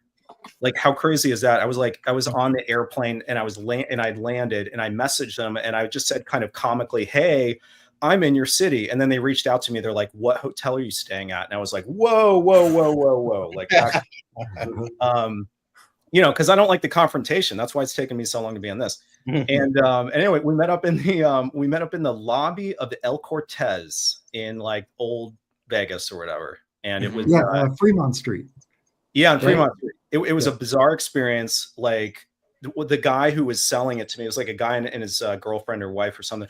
The guy had this huge knot like clearly a boxer. You know, he had this huge knot like right here on his forehead, and we're exchanging records for cash in like a casino. It just felt, In Vegas. it felt oddly right. That was Mike, amazing. you lived in Vegas for a while, didn't you?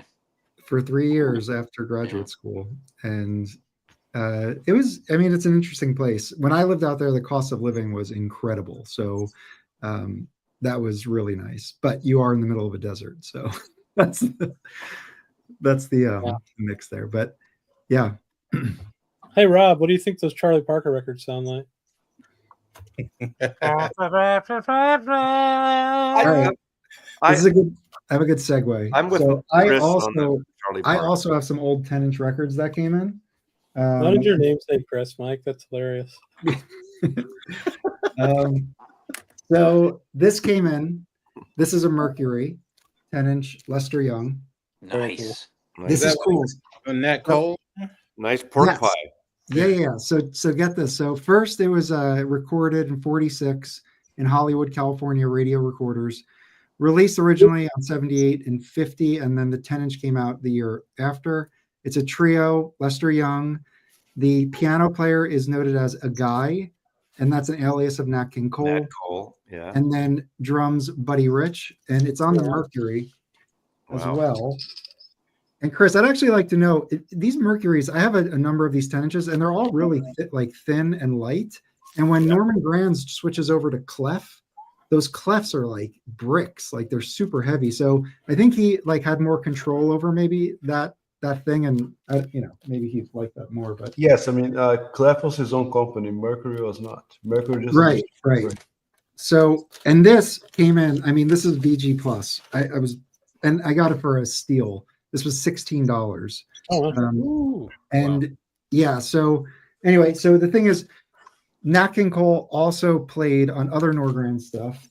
An example here is this 10-inch record, Jazz at the Philharmonic. This is a 44 live concert, and it was released on a 10-inch and 50 on clef. And this has Les Paul. It has Illinois Jacquette, Jack Mavia, J.J. Johnson, and some other people I don't know. Johnny Miller-based Lee Young drums. So anyway, so Nat King Cole on both of these. Oh, and sorry, Nat King Cole is known as Shorty Nadine on this. You guys ever heard Shorty Nadine? No. So Nadine was his first wife's name. So I love how certain artists, that would be a good thread for someone to do, artists who use synonyms on other albums because of contractual things sometimes. Synonyms? Pseudonyms. Oh yeah, like this record. A pseudonym. John Chakai's on this, but he goes by Bob Flagg. Pseudonym. Oh, that's funny. Yeah. But So it's Nat Chakai. King Cole was just under contract with Capitol, right? So I wonder if that's why he just wasn't allowed to appear. Yeah. yeah. And Hey, Mike, are you the grammar police tonight? Well, whenever I'm on Mazzy streams, I go by Peggy Lee. right. And as part of this order, I changed my name to Beatles Chris. We had this for $16 as well. This is a 10-inch on Savoy, Lester Young, tenor sax solos. This is bigger group. So side one is a 44 session in New York City. Lester Young, Count Basie, Freddie Green, Rodney Richardson, Shadow Wilson. So I'm pretty sure that's like Basie, like all Basie guys. So Chris, all do you Basie think guys. there's a What's quality difference between Lester Young's albums with or without his pork pie hat on the cover, Yes, that's actually a thing. I was just about to get into that. right? All right, and then side two, it's a 49 session in New York, and this is a totally different group. So Junior Mance is on piano. I didn't even know he dated back that far. Roy Haynes drums, Leroy Jackson bass, Jerry Elliott trombone, and Jesse Drake's trumpet. I never heard of them. But yeah, so this is also really nice condition. Nice. Savoy, so got these two. Sweet.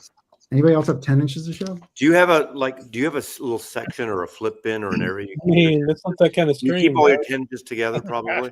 What's that? Do you keep all your 10 inches separate? Yes. Like I have a flip bin for mine. Yeah, I have it right back here. That's a little personal. I knew Nuts and Tones would love that. You're like those craft boxes of the Miles. Fifth and the grader in me loves that. Yeah. Mike, stop abusing me, okay? No, see, it wasn't all about you, man. I was Chris C, you want to show some stuff? I'm Jewish Yeah, American. man, I got some stuff this week. There's this used bookstore near where I live, and I haven't been record digging there in a long time, but I got some really cheap, fun stuff. But I got these Bethlehem compilations. I don't know if you guys have ever seen these, but these are like $3 a piece. They all looked unplayed. This is cool for me because I don't know many of these artists, but like Mingus is on a few of these, Howard McGee's on a few of these. So these have been like a fun listen. I think I've only gotten through 2 of them, but for the price, I figured I'd take a shot. Can you show the Did you label? find some artists to look for more records on that you dug? Yeah, exactly. Yeah, that's basically what I'm going through now. I went through kind of like 2 listens, and I'll start paying attention, like who's on there. But the labels, I think they're all different colors based upon the volume. Okay, yeah, That's cool. Yeah. Oh yeah. 70s, probably. You know what? I haven't really sat down and done much research on them. I just kind of threw them right on. This was like 1970. Yeah, 76 was volume 3, 76 on this, and then 76 on this. But Chris B, you said you saw somebody selling all the volumes together, right? Yeah, there was like a store here in Atlanta. I think it was Wax and Facts that had them all together. And the funny thing is, like, I'm the weird person that's like a Bethlehem completist, and so I have everything but in its original form. So I was just like, I'll leave this. I already have it on 10-inch. I already have it on 12-inch or whatever. But there's some killer stuff in there. I saw Conti Condoli has some tracks on at least one of those, and like that's probably from his album Sincerely Conti, and it is fantastic, like really, really good. Cool. Yeah, I have like Bethlehem stuff, like couple early like represses and then like some reissues, but it's just some of the bigger artists. I didn't know about all these other artists on there, so I'm kind of digging in. I got this just for the cover. I don't know if you guys know this, Soul Invader. This is cool. the Roy Merriweather trio. This is like late 60s, like cool jazz, but they do a lot of standards on here. On Green Dolphin Street, My Funny Valentine. I haven't gone on the second side on this yet. I kind of got cut off listening to it, but I saw the cover and I thought that was pretty sweet, so I picked that up. Nice. This one's beat to hell cover wise, but the vinyl's in good condition. I'm curious to know, you guys probably know something about this, but this is Wilson Jackson, Cookin' Sherry. Okay. This is Nice. Yeah, I think Jack McDuff's on organ, Wendell Marshall on bass, Bill Elliott on drums, Buck Clark on conga. This is a pretty cool listen. This is fun. I had never really heard about this or seen it before, so I gave it a shot. Cover, like I said, the cover's a crap, but the label's good. It's on Those sound great. Nice. This I was really psyched I found. So when I was looking in the store, I was asking the guy a few questions. He's like, I think you might have stuff. You might have stuff you want behind the counter. So I was like, oh, that's always a good sign. But I picked, this is in beautiful condition. I don't know what issue it is. I haven't really looked it up yet. It's on a Mercury Black label, but this is the Max Roach Quintet, Parisian Sketches. I have that one. That's good. Yeah, it's good. So the price was right on it for me, and it was just in really great condition. So I took a shot on it. I haven't put this on yet. I've been a little bit backlog in my listening, but I'm pretty psyched about this. So it was a good find. I've been out of the habit of like going into stores and really digging through used and everything with a lot of the stuff I've been buying. So it kind of got me back in the zone to kind of seek out some more stores and get back into the groove a little bit. So those are my Chris, my who plays trumpet on that? Good question. I should have came more prepared for you guys. You're not as bad as Mazzy is. True. Trumpet is Stanley Turrentine. Right. Nice. Wait. Yeah. Tommy. Yeah, Tommy. No, it's Tommy and Stanley. Okay. So Tommy plays trumpet, yeah? I'm sorry. Yeah, I'm sorry. Yeah, Tommy plays trumpet, Stanley plays tenor, John Priester on trombone, and Bob Boswell on bass. That sounds great. Good group. Yeah, I'm gonna give it a shot. Yeah, I've been meaning to put it on all week, but just haven't had an opportunity. Didn't Tommy walked away like in the mid 60s, right? And I have a record that he came back in the 70s to play on. I think I'm correct about that. Doubt it. Sounds right. Can you stop playing with your hair? It's very distracting. Yeah. you guys have heard this. A few of you guys have heard this, right? What I was a little curious about is the first part seems to be more of a complete piece. It's not separate tracks. So the first the one side is the Parisian sketches, and then the second side seems to be more like individual songs. Like the first side's like a suite almost. I'm interested to see how that plays out. Does it say who composed it? Yeah, the suite looks to be credited to Max Roach. Then they do a Sonny Clark cover on the back side. Nika, Tommy Turrentine has a track on the B side, and then Max Roach has another track on the B side. So, and that's pianoless, right? There's no piano on that one. Yeah, no piano. Yeah, that's interesting. Doing a Sonny Clark track then. Very cool. Yeah. They're like, hey, I see you got the Lee Morgan Volume 3 behind you there. I have a horror story with that. No, let's hear it. So you want to grab it? Yeah, I'll grab it. Cool. Who else got this? Felipe and I have it. Chris? So I got it, and here's the thing: I created I put out a video, and I omitted the fact that the first copy of that box set I got in had a feelable scratch on Sonic Boom. Yep. Oh wow! So I will say, in their defense, I sent it back, or I didn't send it back. I contacted their customer service the same day. They got back to me with a tracking number of a brand new box set, and now I have two. But one of the copies of Sonic Boom has but I don't have to send anything back. I was like, hey, this is the only thing that's a problem. Like, that's all I need. I don't need a whole nother thing. They just sent another box. It's all paid by insurance, I guess. That's great. I did not have the same success. So admittedly, I am very picky about warped records. I have I think Mazzy, I follow you your videos. I think we have the same turntable. I have the Riga P8. I have a Feta 3 cartridge on it. I get very few bad records. Well, the thing is I am that stylus to me is the cartridge itself is very sensitive. If there's a warp on a new record, especially how thick the new ones are, I could just see that thing riding, and I hate that. But does it affect the sound? Can you hear like a whooshing or something? It depends. It depends on how bad the warp is. Sometimes I can hear the whoosh, but sometimes also I get it where you'll get a consistent. There's definitely some audible defectiveness on a lot of the warps. So, like Chris, the day this came in, I rip it open. I'm going through, and the Sonic Boom, it wasn't warped terribly. It still played kind of even. So I wasn't too upset about that, but one of the companion discs was like a complete dish. So I took pictures and video, and I contacted them. Same thing, like it had to be an hour after it got delivered, and I said, "Listen, I have these two defective records. Here's the videos and the pictures." They said, "We'll get back to you." I said, "No problem." So they contacted me back, and they said, "We're going to send you a return label for the whole box." Wow! And I go, you're going to make me send all this stuff back for two clear defects? Like, just send me the replacement records. Like, most labels will do that with you if you have a problem. So we went back and forth. I have a flattener, and I'm pretty good. I figured out the procedure. It took me some trial and error for a while when I got it a few years ago. But I fixed the Sonic Boom. It's totally fine. The other companion disc, which, like Chris, I was very skeptical on. Yep. I finally fixed that, and I test played it, and it sounds fine. But it's just, to me, you're spending a lot of money on this great box, and rightfully so to some extent. Just to see that QC really drives me nuts. No, for 225, it's got to be flawless. You know? know? Come on, like put some effort into it. And it's not like it's 225 at 5,000 copies. There's right. It's like and I do feel.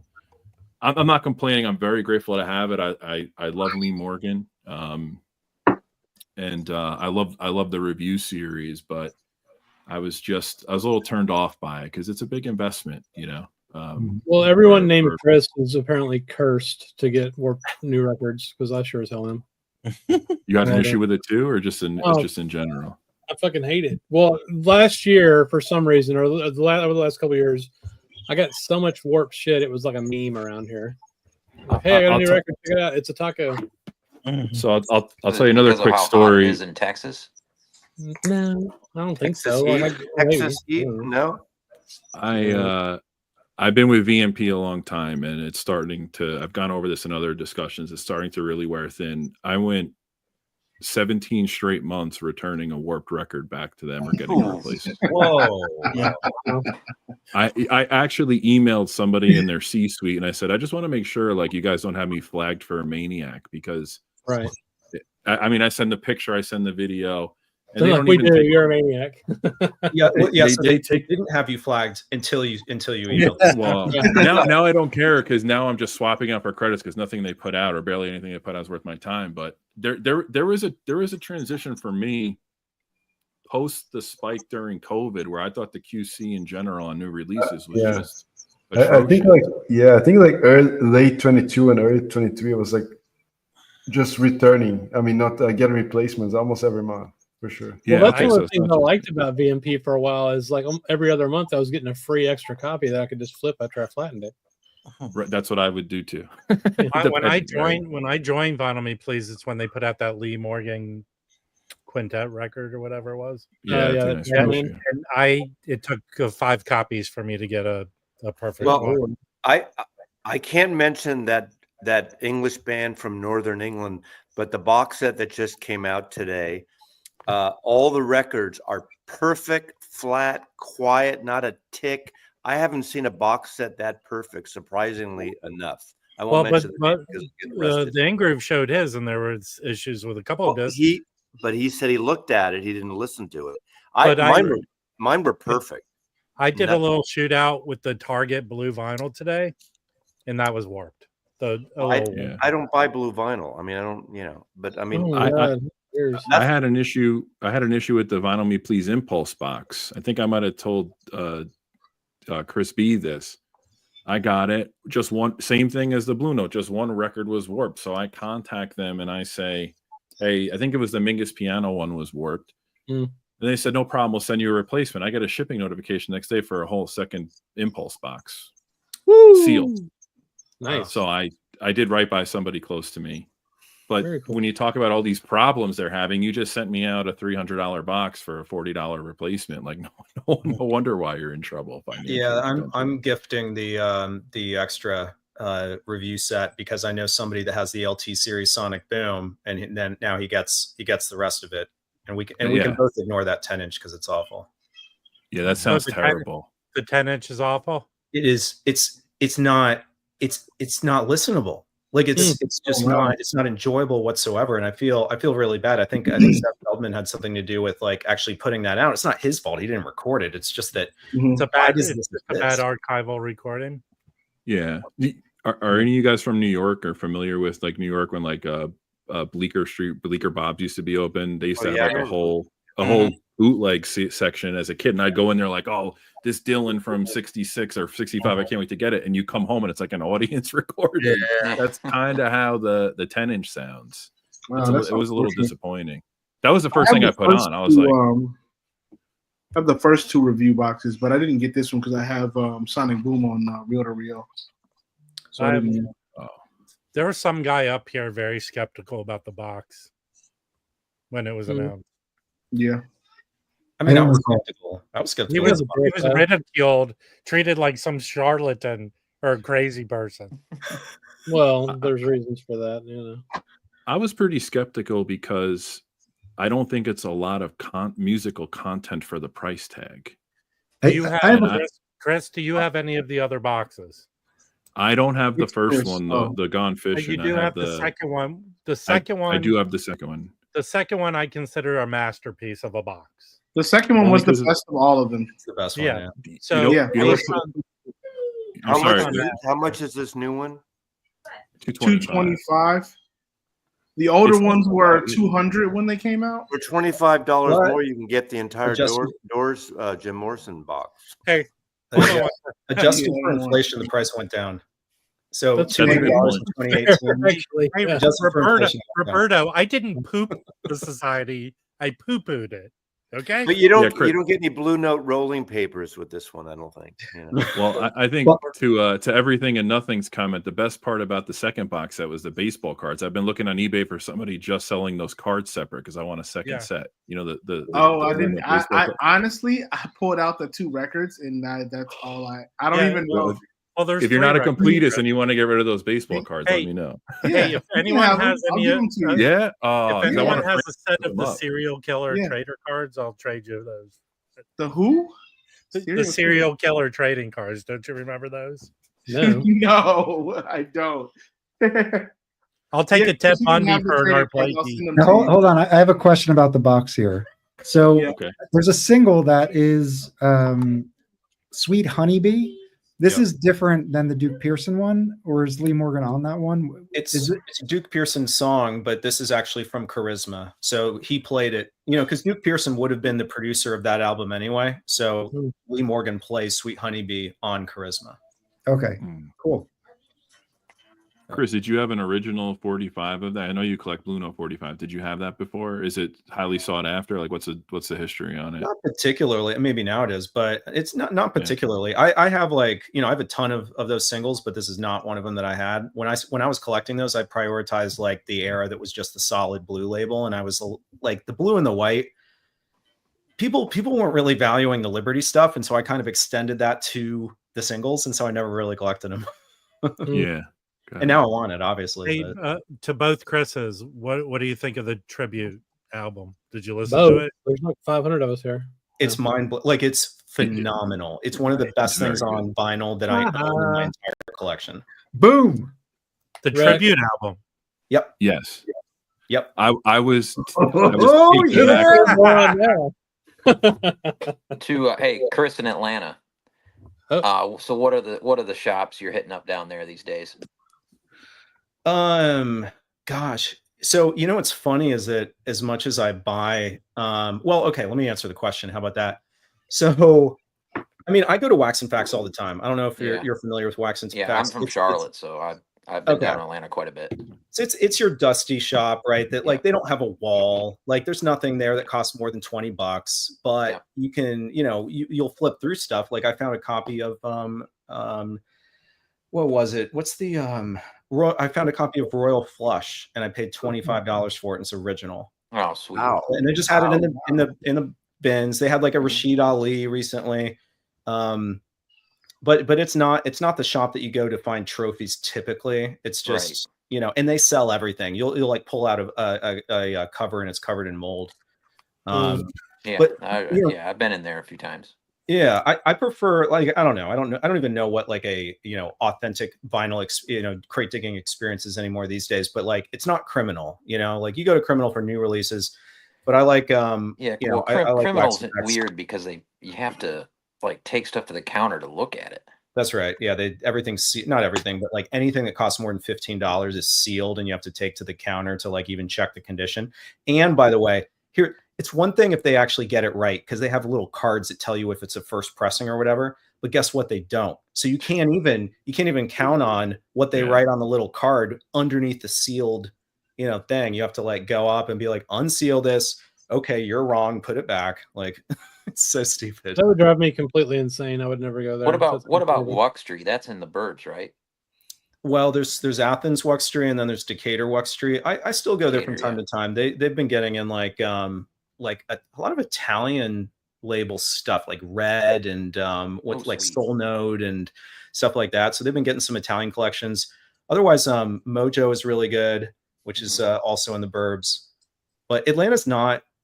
For this stuff that we all collect here, it's not the best market for finding vinyl. No, Texas isn't either. It's hey, Chris, you weren't always in Atlanta, were you?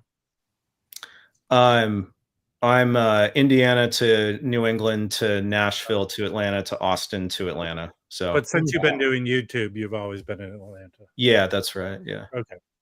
I'm only 2 years on YouTube, but I'm still a baby. We are too. Same. I think everybody here probably predates me, or almost everybody.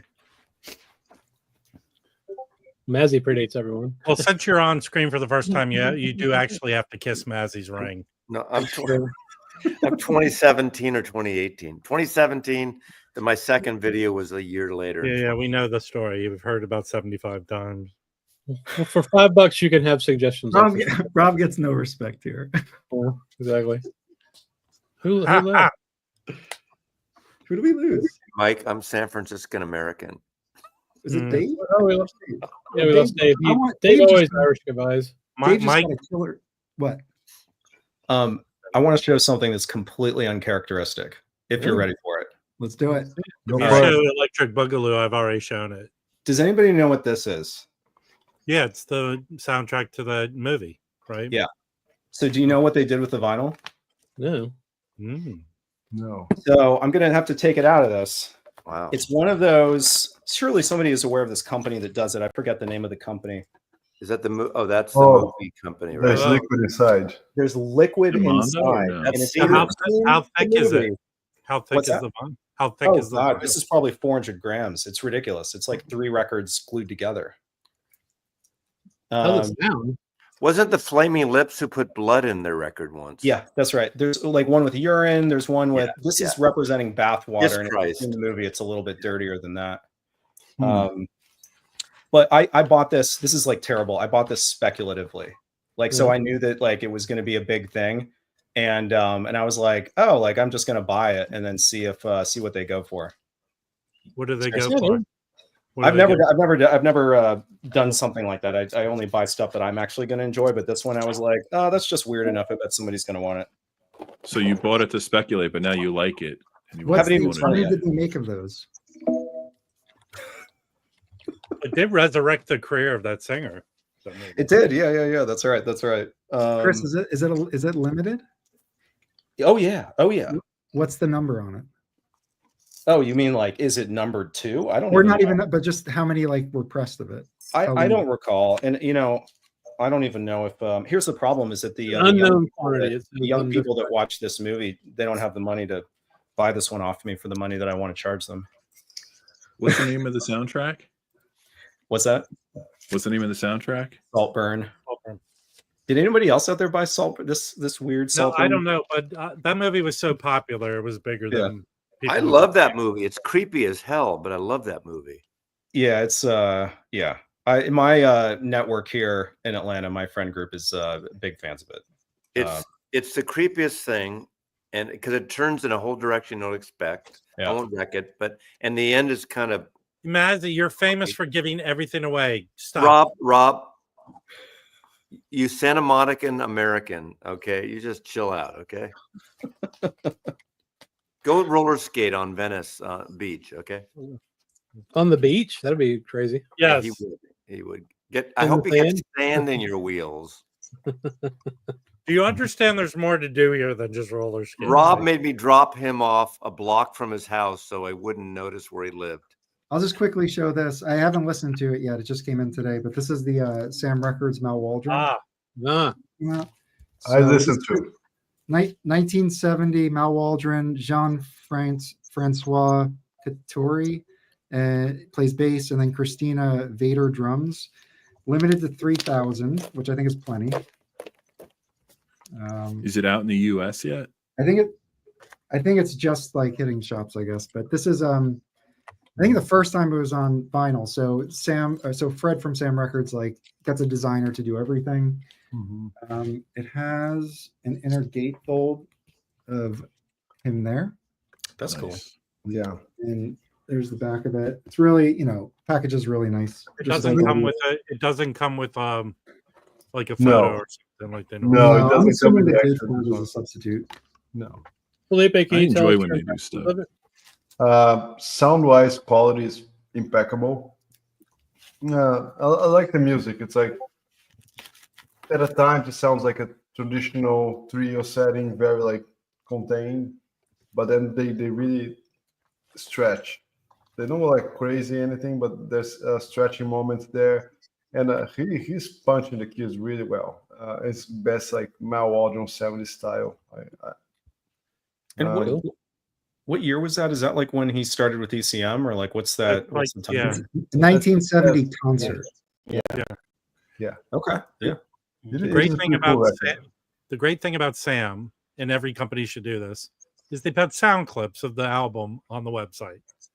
Yep. I would like to hear what it sounds like before I buy it. And it sounded awesome to me. I get my copy Sunday because Tugga ordered a couple, and I'm meeting him at the Orange County Record Show on Sunday. So hopefully I'll get it done. Yeah, it is worth getting. I think I don't like absolutely love everything that Sam puts out. I mean, sound-wise is great, but some stuff is like, you know. It's not Just say it. It's the Shahib Shahab record. It's boring as hell. That one, and someone that was like not so great, you know, so inspiring to listen to. Yeah. Does that whole record fit on your iPod, Felipe? Depending on the kind of high res file I'm going to be playing on my stream. I have a pretty decent digital setup here. Are they still making firmware for that? No. But you know, but I can open one, mod it, add soul things inside. I can make one battery last for like 3 weeks. You know. No, but seriously, it plays all types of files. Yeah. Okay. How would you compare? Which one do you like more? The oh shit, what was the last one Sam put out? I just went blank. Mike, help me. Django Reinhardt? No, not the Django Reinhardt. The other one, the one that wasn't $100. The one we made record of the week. A fourth pressing of Billy Harper. Yeah, No. Heath Brothers one. No. Yeah. I know what you're talking about, because the Heat Brothers. Yeah. This is fucking great. I don't care. $100. I don't care. I'm a big Django fan. This is great. So short but sweet. What did how did they make the jacket? It looks like, did they put a tip on the Well, front? that's not limited series, right? Yeah, this is like hey, compared to people paying a shitload of money for other stuff, I'm cool with this. This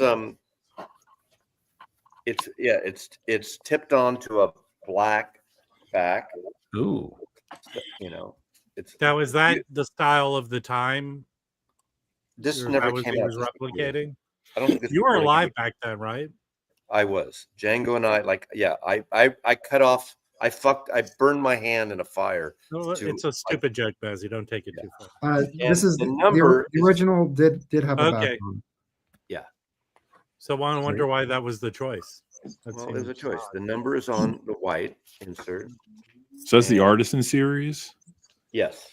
Yeah. I think I have the bird of that. The bird one they did. I had the blues ones, the 2-volume of the, you know, but yeah. But there's no box. There's no box. Yeah, that's the point. That's the whole point. Mazzy, shut the fuck up, dude. No, I would never. No. You know, I tell you what. I mean, I said before, Chad and Kraft's Bluesvilles is a great series. The Bluesville series are like, if you like any of those records, grab those. They're really good. So. Yeah, they're a steal, I think. Yeah, definitely. I mean, Amazing. the Reverend Gary Davis record is great. Now the Jimmy Reed is like a comp, so it's going to be Matt Luthen's cut those, and he did a great job. But that one is a comp, so they're different, you know, originals. So it's a little, it fluctuates somewhat, but it's still great. Yeah, I'm psyched for the Lightning Hopkins title. Matt Luthen did the Joe Henderson, McCoy Tyner, I think. Yeah, he's doing. He's good. He's one of the few guys that survived. He chimes in on the Hoffman forums, because usually those mastering guys get chased away because people dump on them, and he's still there commenting and responding. Like Joe Harley used to be on there. He got chased away. Kevin Gray got chased. You know, they chased him away because some asshole gets on there and starts bitching about one little thing. They just don't want to be there anymore. They're there to give knowledge. You don't have to like everything they do, but be polite, right? I've stopped going there like 2 years ago. It's not. Well, you stop going everywhere. You don't even go to the toilet in public. Oh, God. I still now, Mazzy. I check it as a resource. Like if I'm trying to look up a label or pressing or something, I'll see what, you know, if anybody has anything shared on there. And there are like Steve Hoffman will chime in, and Kevin Gray and Chuck Granada. There's some really good stuff on that. I'm not on diapers yet to go there. Yeah, I just want to show two quick things. Absolutely. I've shown this book before, but I don't know. I just got a new copy because my hardcover is pretty beat. But this is this is a freaking great book. So how can you get a soft copy of a hard bop book? Okay, Margie. I'm gonna fucking bop you. Yeah, Better than a hard copy of Soft Hey, Pop. Mike, if you chip in for the airplane ticket, I'll go up there and slap him in the face. This was actually published in '92, and it's a nice, succinct, overview of hard bop, especially like Blue Note. And this guy David Rosenthal, he also, if you have the Mosaic Jackie McLean box set, he wrote the liner notes for that. And then shortly, he had finished this book before he wrote the liner notes to that. And shortly after writing the liner notes to that, he passed away. I think it was cancer. But I cannot tell you, if you can pick this book up, it is freaking great. It's just it really goes through the Blue Note period. It talks about even the Detroit scene, the musicians there. And then there's this, my favorite chapter is called The Power of Badness, where he talks about Lee Morgan and Stanley Turrentine and guys like that. It's really excellent. And then I got the I'll just show an album cover, the Miles Davis box, the bootleg set. It is it's really good. But I actually picked it up because originally I had ordered it. Well, I said I'm not gonna get the vinyl, and then I ordered it on CD. Then I canceled my CD because I saw on Amazon, and this happened with a box set of this guy called Billy Bragg. It was in the UK. They had the box set for like really cheap. I think this was it was $129. Where with the original price, I don't know what the original price for the box set was. I think the current price is like $160 something. But the total price came up to like $129. So I said, all right, I'll buy the box set. And it came from the UK, no problem. It was like, and they only charge you like $3.99 shipping for some reason. And it's in like great condition. I played the first two albums, and it's really excellent. George, and they're the ones with George Coleman in the group. Yes. Or Wayne Shorter comes on, and it's really really enjoyable. And it had some overviews in the liner notes from Ron Carter, who talks about it, and some other people. And George Coleman also has a brief little essay, and it's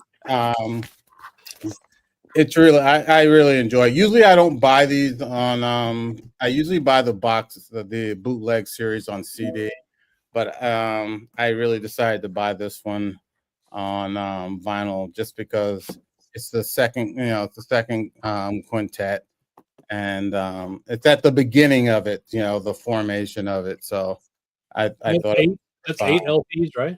Yeah, 8 LPs, and yeah, I've only played, like I said, like the first 2 so far because it came. I think I got it 2 days ago, and I just finished cleaning them today. But it's, from what I've heard so far, it's really good.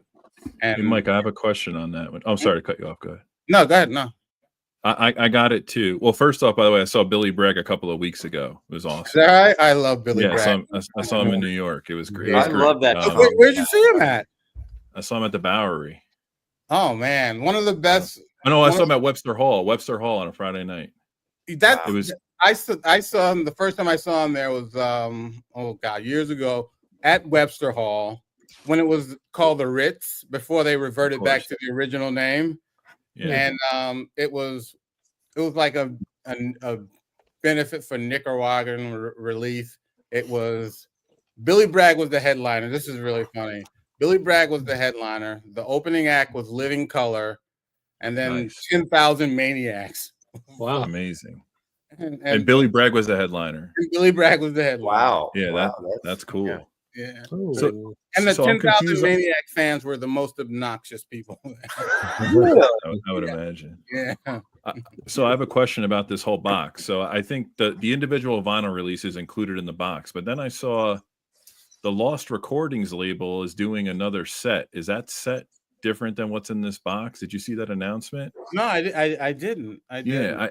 Yeah, I saw an ad for it. I didn't really pay attention to it, but I feel like it's from the same period. Let me look it up. It's worth checking out because they sometimes get the rights for, like, say, the non-US market. And then somebody else has the rights. So, like, for example, I want to say it's like a Bill Evans something or other that Lost Recordings was planning, and then someone else grabbed the rights for a Record Store Day release in the US, and the Lost Recordings only had like the European market or something. It was really weird. They've done got them.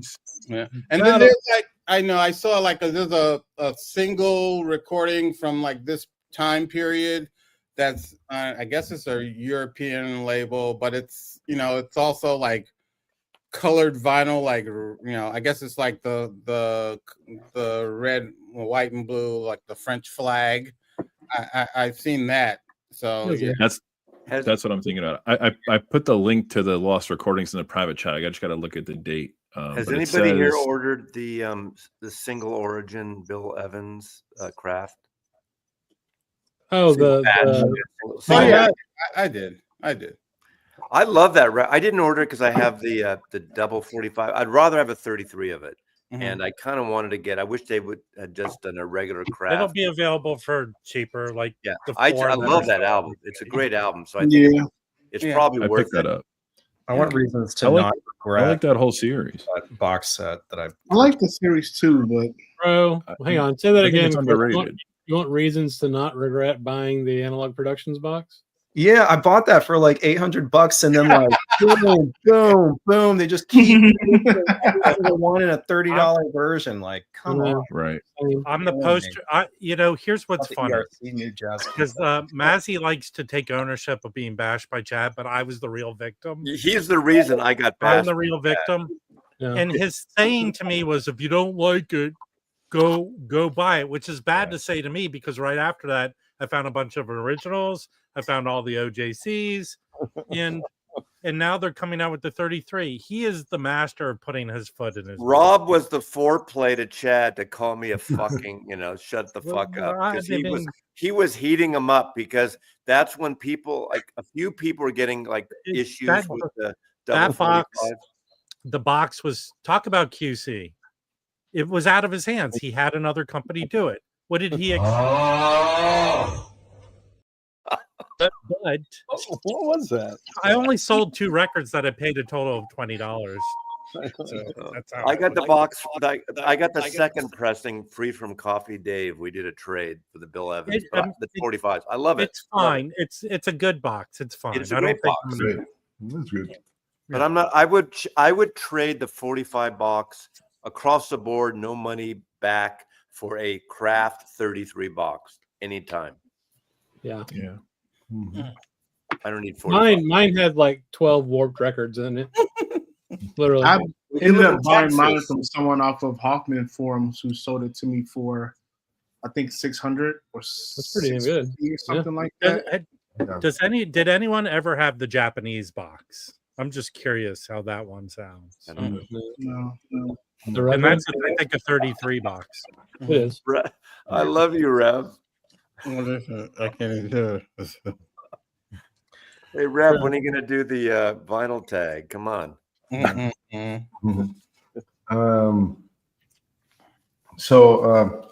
and Tones is here. I just wanted to. I got a CD last week. I haven't played yet. I've been playing over the week. Have we got anyone got this one? Oh, not yet. No. The Three Visitors. Scott Colley on bass, Edward Simon on drums and on piano, and Brian Blade on drums. Terrific.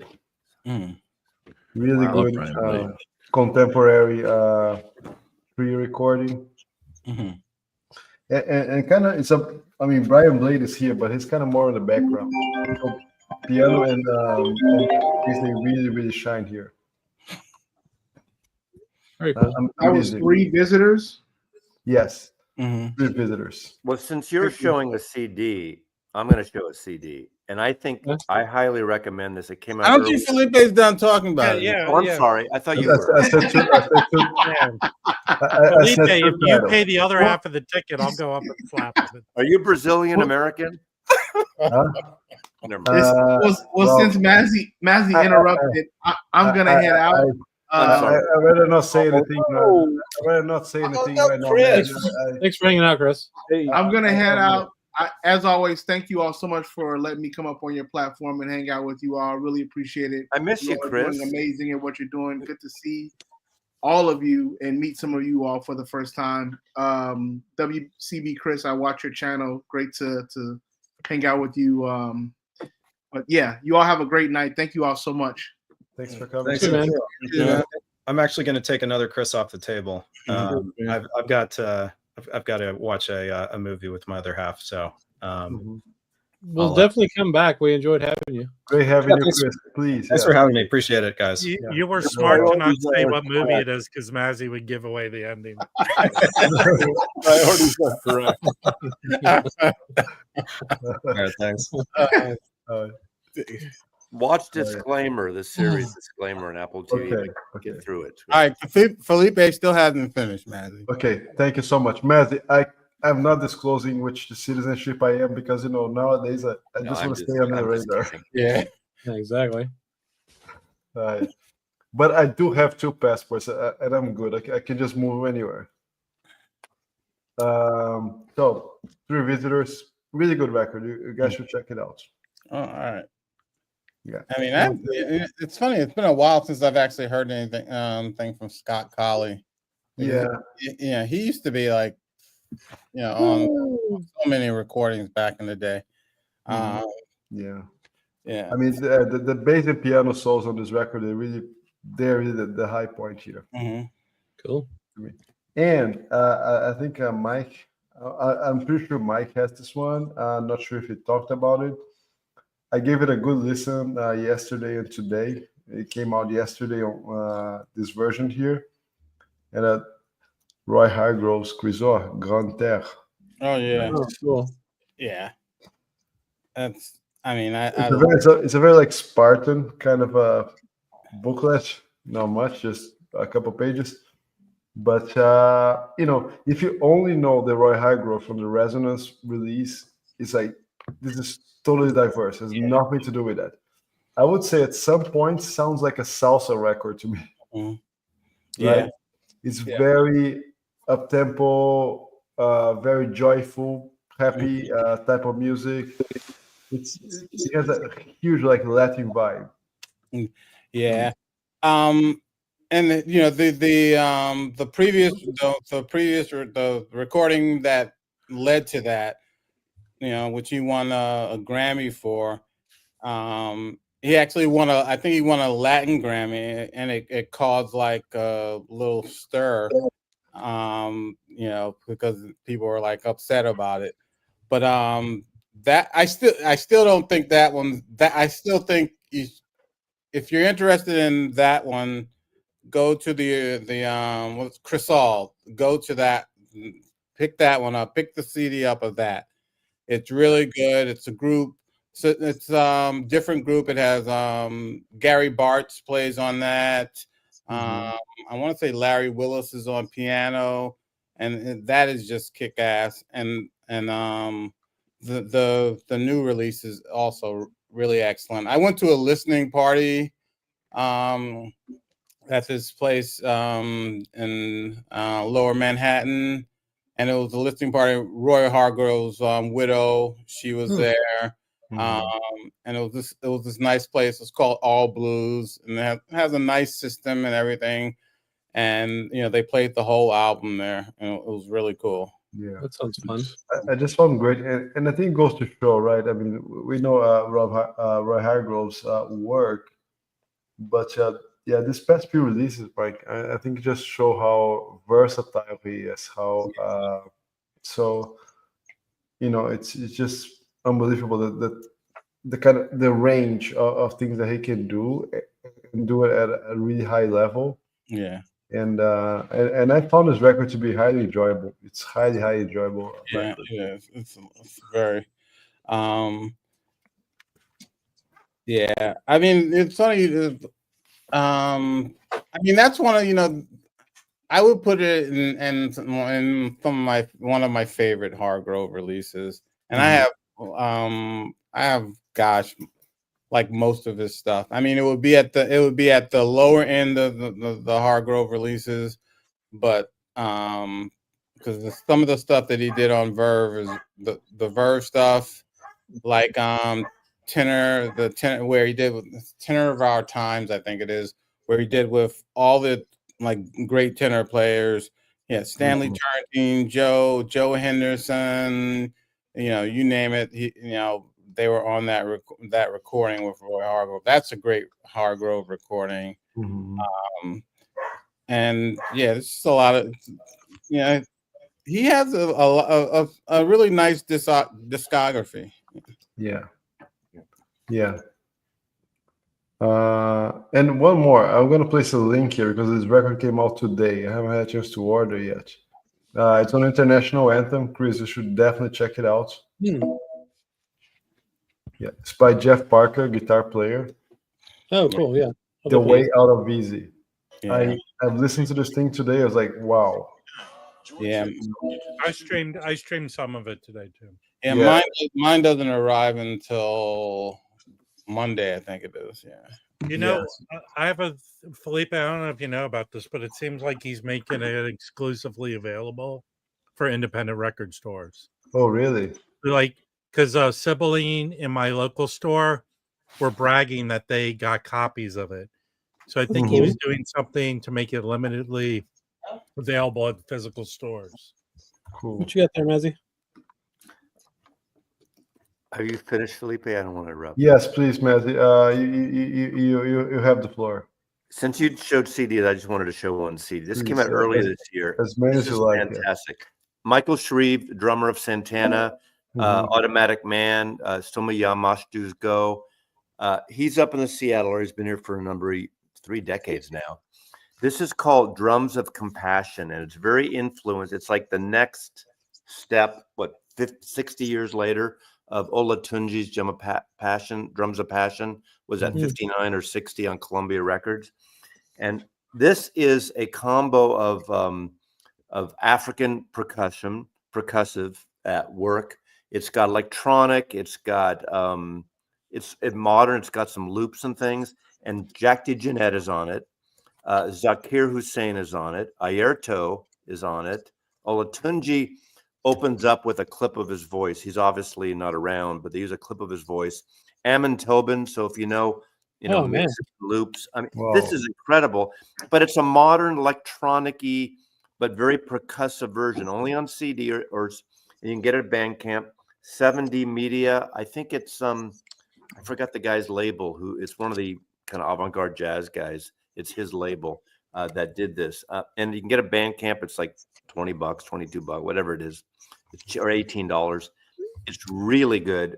It's going to make my best of list for something a little different, but it's a chill, ambient, very percussive thing. But if you know the Olatunji records, the Drums of Passion and more Drums of Passion that were on Columbia in the late 50s, early 60s, get those records. I think they're pretty cheap.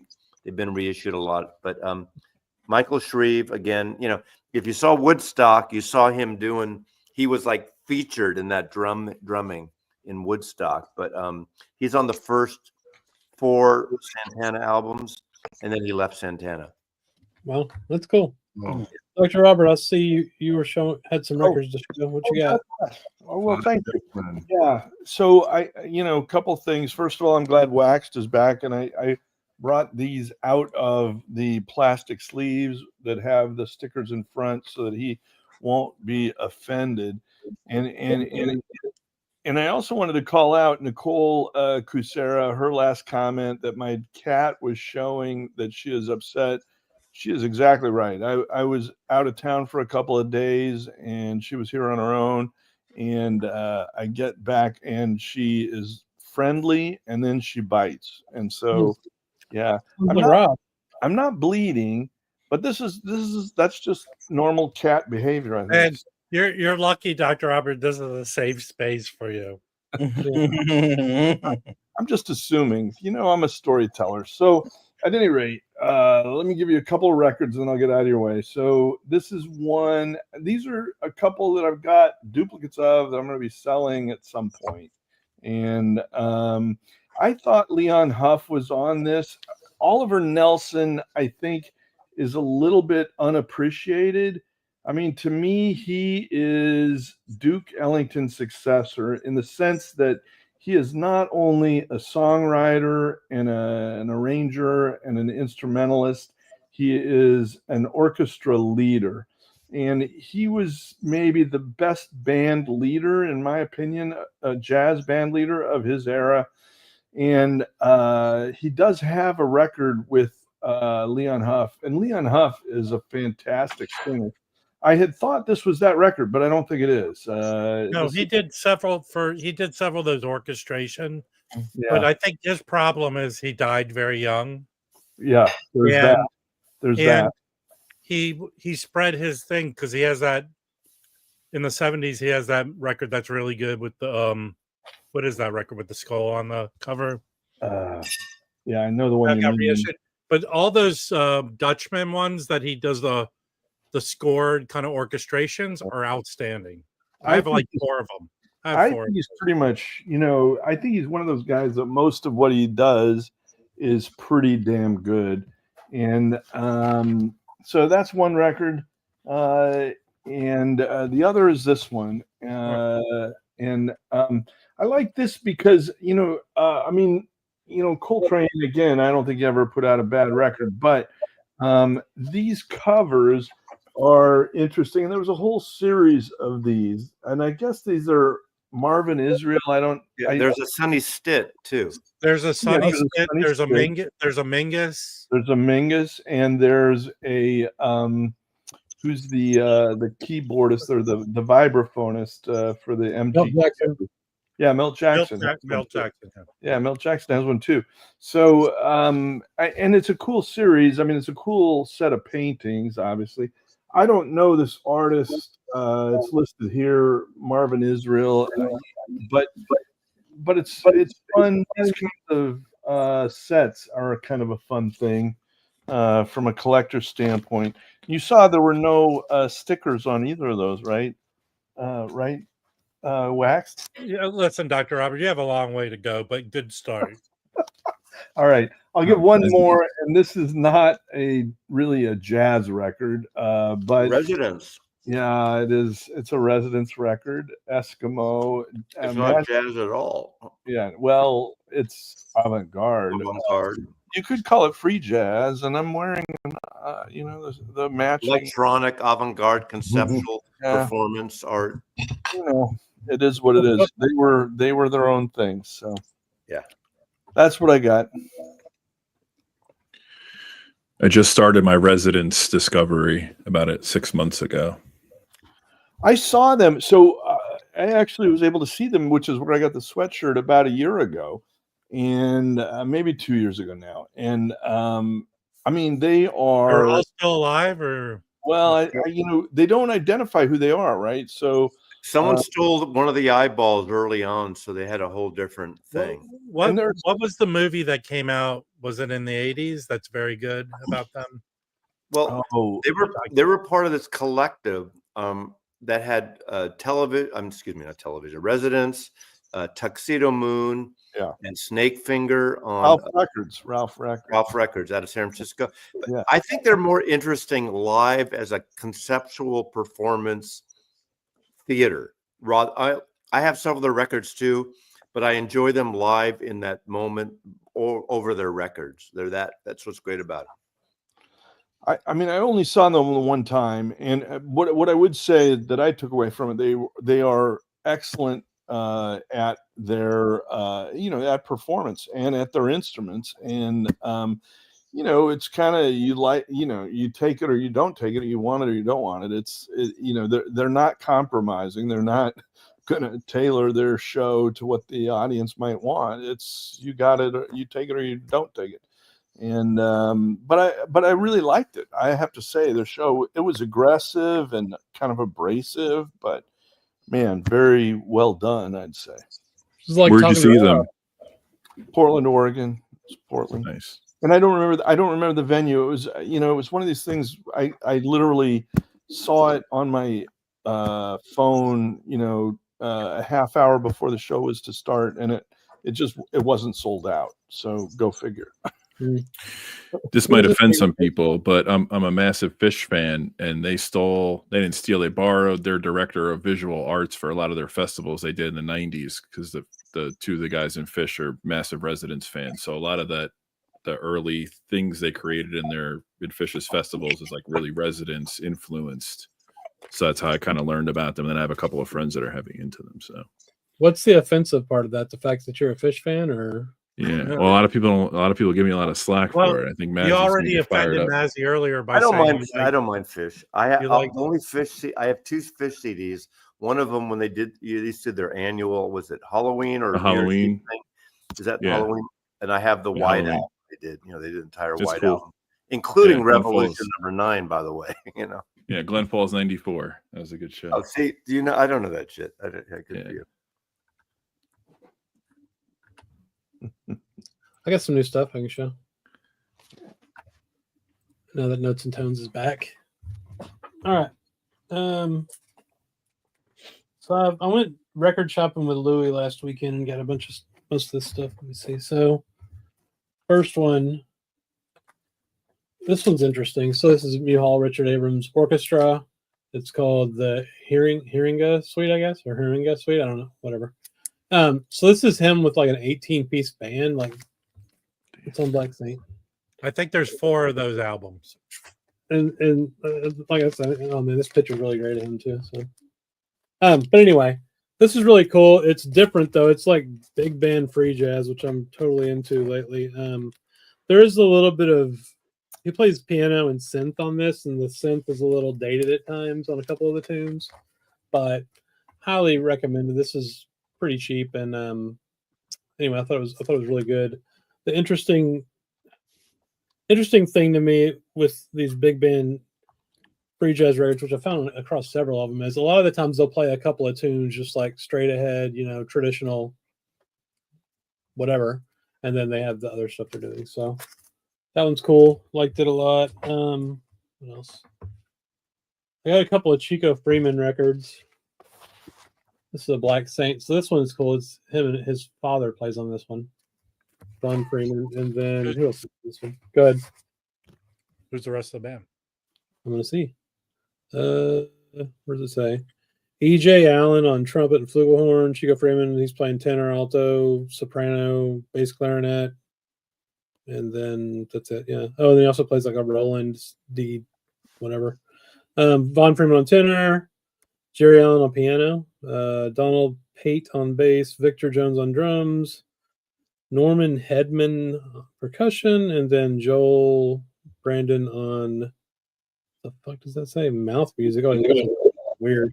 But anyway, this one's pretty good too. Again, there is some dated 80s synth on a couple of songs. It sounds kind of weird, but I enjoyed it. Check out this suit.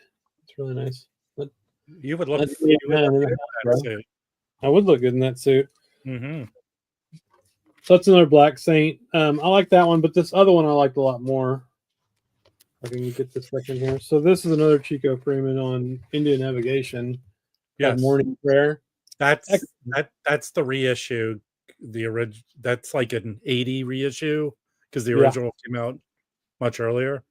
With it's him on the cover. Yeah, I have the one you have there. Yeah, this is from 1984. Yeah, that's his first album, so I think it came out in the early 70s. Okay. Well, it's a crazy lineup. She got Chico, of course, on tenor, soprano, panpipe, percussion, and flute. Threadgill's playing alto and baritone, flute, and percussion. The baritone, I think he only plays on one tune, but it's really good. Who else? Mahal Richard Abrams again on piano, Cecil McBee on bass and cello, Steve McCall percussion, Ben Montgomery drums, and then Douglas Evart on bass flute. So anyway, this one's excellent. The cover's weird. It's got like a picture of a tree or something, but you can barely see it. It's like in the background. Almost didn't Yeah, buy I it. don't know why they just didn't use the original cover. So It's kind of weird, but really great record and cheap too. So I think and then one more. I found this twofer. So this is Eric Dolphy. It's called Status. Oh, that's yeah, yeah. that's good. Why don't Yeah, you like his face on the cover? Isn't it a fantasy milestone? No, but Uh, but it's not it's a concert. It's not like a reissue twofer. It's a two. Yeah, it's it's a reissue too. It is too. It is. It's Which albums is it then? it has so other previously released material. yeah, absolutely.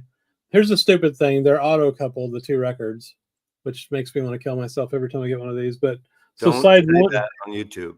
I can say it. Side 1 and 4 is let's see, where the fuck is it?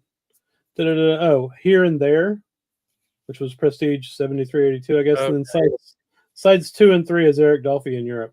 So they are live, but they were previously reissued. Okay.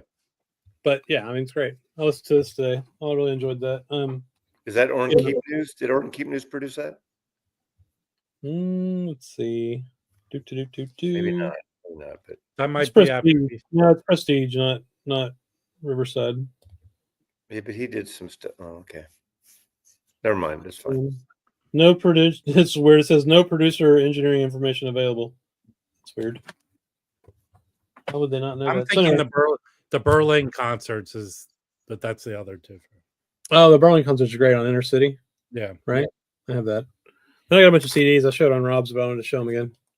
Because why not? No one watches my stream. Correct. Actually, you had almost 150 people the other Yeah, day. yeah, it was kind of good. This one's amazing. Kirk Lightsey Trio with Freddie Hubbard. Do you have this one, Mike? I know you're a Lightsey fan. You're muted, by the way. I do not. But any Kurt Lightsey is worth having. What year is that from? Good question. I have no idea. Let's see. 87. Mm. And so it's got Lightsey, Freddie Hubbard, Santi Debriano, I don't know who that is, on bass, Eddie Gladden on drums, and Jerry Gonzalez percussion. Really, this is on Timeless. This was also released on vinyl, so you can get it on vinyl too. But yeah, like what label? What label is that? It's a Timeless. Timeless. I just said it. Timeless. Yeah, Timeless. Ah, nice. Yeah. So that one's cool. This one is I don't know, pretty good. Not my favorite necessarily, but it's that Hino, Motohiko Hino.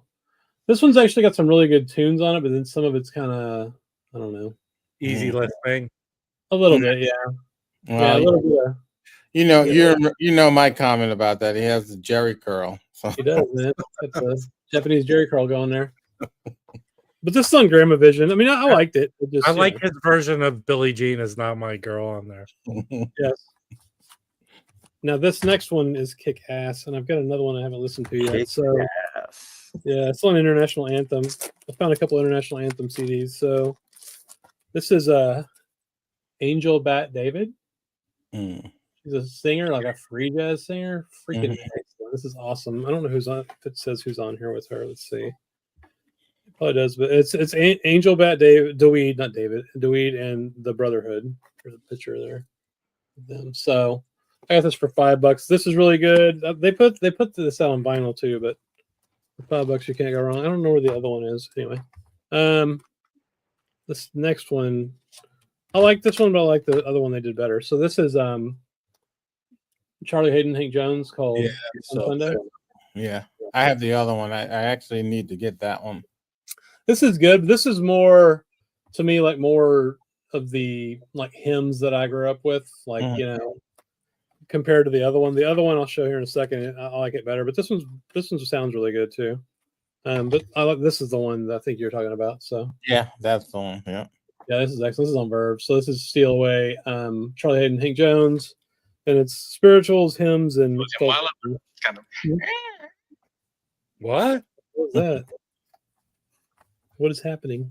I do not know. That was bizarre. What else? I want to see if you knew this one. Yeah, it's if you knew this one, Mike. This is pretty cool. So this is Roscoe Mitchell, and I have that. Yeah. So this is neat because it's like it's not two full bands, but I think it's piano, bass, and then maybe something else. where they play in individual speakers. Mhm.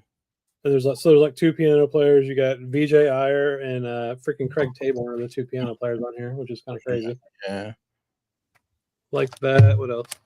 Got a bunch of Charlie Hayden stuff. Like, I don't know if this record's. I didn't like this one very much. Oh, I love that. That's with is that Gonzalo Rubalcaba? Yeah, you're supposed to put that in my pile. Yeah. Yeah, I'm thinking about it. I gotta listen to it again. I mean, it was okay. It wasn't that exciting. And then I really like this Quartet West CD. I love all the quartet. I think there's only one that I don't have, and it's one of the later ones where it's just like vocals. That one is really good. Yeah. There's Rob's guy Bill Henderson on there. The songs with Shirley Horn and Bill Henderson are freaking excellent on that. Yeah, I like that one a lot. And then the last ones I'll show here. Oh, here's that other one. Here's the other Angel Bat Dweed CD.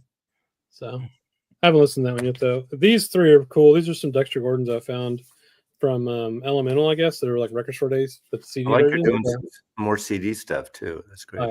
Yeah, that's good. I've heard that. I don't have it, but I've heard this that. one's good. This is him with a bunch of European players, but this one, not this one. I haven't listened to that yet. This one's kick ass. So this is Tokyo 1975. Yeah, I have the vinyl one of that. This has got him, Kenny Drew, Niels Henning, Orsted Peterson, and Tootie Heath. Mm-hmm. Cool. Excellent. Killer group. And then the last one I found was this one, which I haven't listened to yet, which is I have the vinyl, that on vinyl also. That is the least favorite of the three that you've shown. Really? Yeah. All right. Well, I'm gonna throw it away now. No, I said the least favorite of the three that you showed. Yeah. This one's got Dexter Gordon, George Cables, Rufus Reed, and Eddie Gladden. Now, what's interesting about a couple of these, Mike, is the vinyl. I think was just one LP, right? Yeah, I'm almost sure it was. Yeah, because this one has, and I think it's got Tangerine and Strollin' as the two tunes that are on that, and then there's a second CD on this one.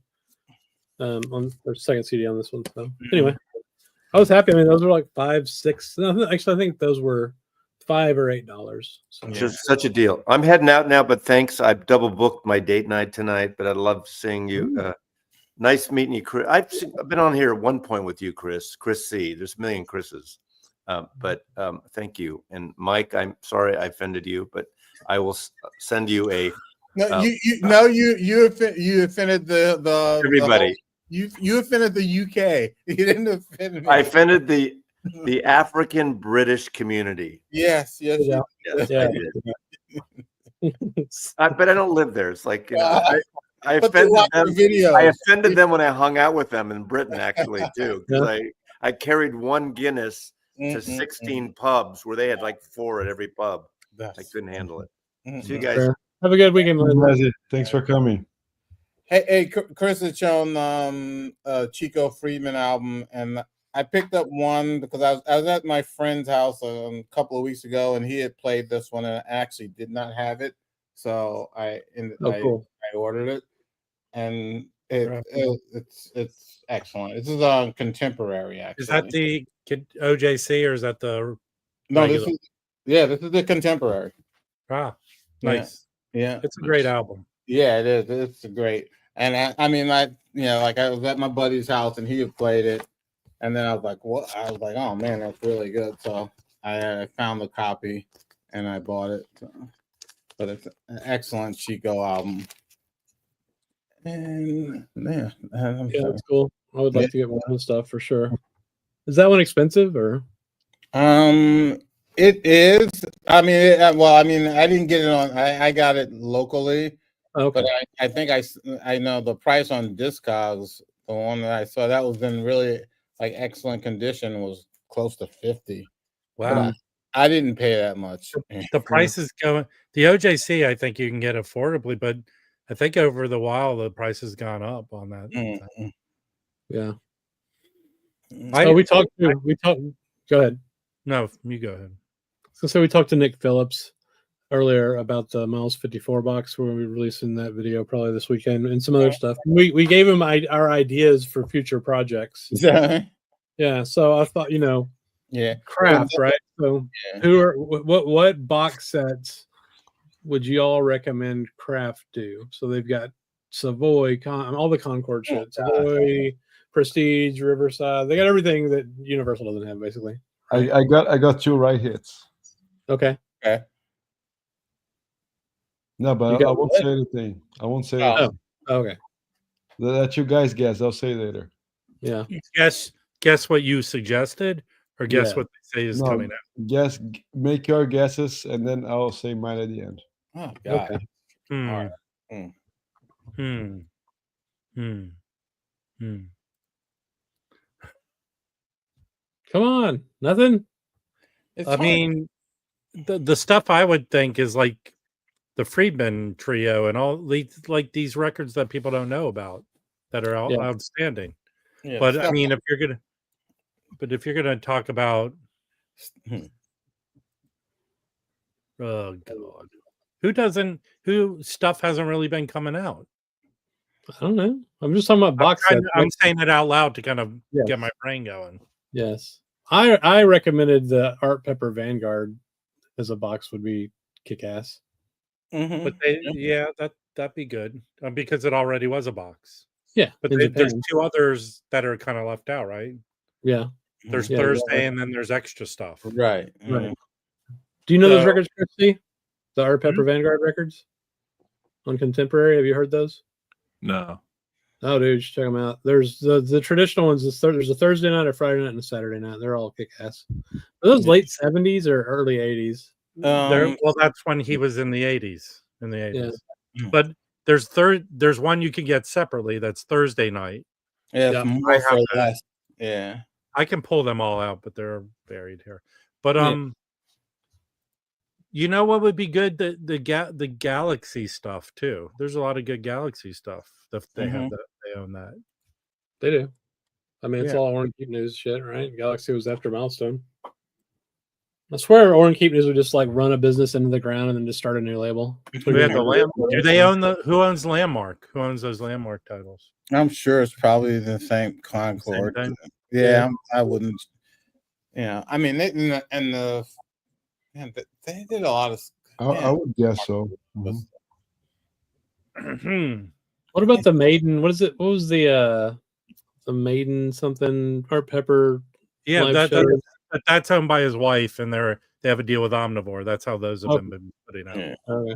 I mean, I would think too that might be a problem because maybe some of those titles are owned by his wife. Maybe. Yeah, like the rights to all that stuff. Because I think what they did is they would record everything. There's probably there's stuff that hasn't even come out. They would record every show and all that stuff. Yeah. So I don't know who has true ownership of those recordings. I guess they do, but I don't know. Gene Emmons Prestige Jam Sessions. That would be cool. But I mean, I know. Okay, so you did suggest Joe Henderson box. I guess that had to happen. No, Of course, yes. Yes, like absolutely. because they have a model. They had that CD box, right? What CD box? The Joe Henderson milestone. Oh, the box. Milestone. Yeah, that thing's kind of expensive. Yeah, it's like $80 to $100 or a little more. But I think Jazz Dispensary is. Someone in the Discord posted that some Japanese company is putting out, which has a different title in Japan. Yeah. The Joe Henderson in Tokyo. Joe Henderson in Japan. Yeah. In exactly. Japan, but it has a different title. In Japan. I'm wondering I if don't that know was like the original title. I don't know. They said in February it's coming out. Yeah, So I some of assume, them pre-ordered. what about a McCoy Tyner box? Did you suggest that? We talked about McCoy Tyner on Milestone. Yeah. Yeah. Because you're So, a big fan of yeah. live albums. So I asked you about 2 things, Rob, because they're doing the miles now, 54, 2024. They're gonna do 55 and 56. They're gonna do.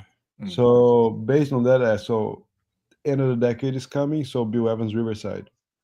Yeah, there is work on some Bill Evans, and I asked him about a milestone box set. That's what I asked.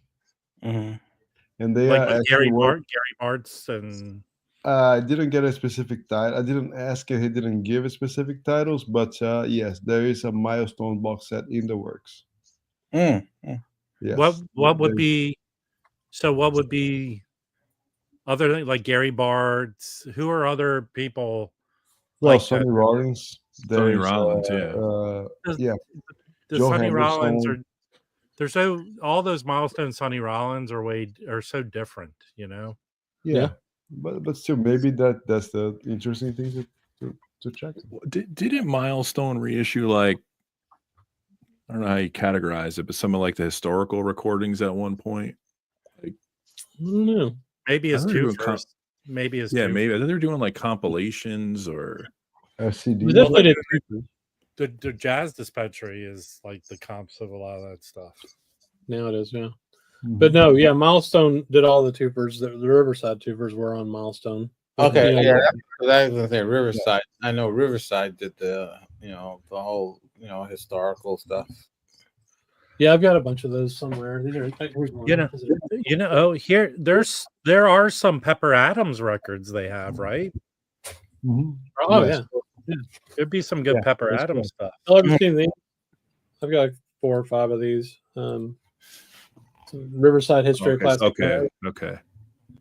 So Yeah, I don't I know. thought- This is volume 7 and 8. I'm betting I've got I think 4 of these.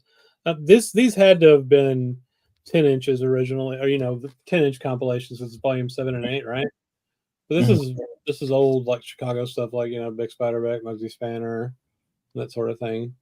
But it's called the Riverside History Classic Jazz. I don't know if that's I have something else that looks like that, but I think it's different. So I can find it. Yeah, this. So then they also have a few of these actually. It's called Riverside Drive. It's just like a comp, from back in the day on the Blue Riverside label or whatever. So anyway. But all the Riverside tubers I've ever had were on that kind of orange brown Milestone label from the 70s. Mm-hmm.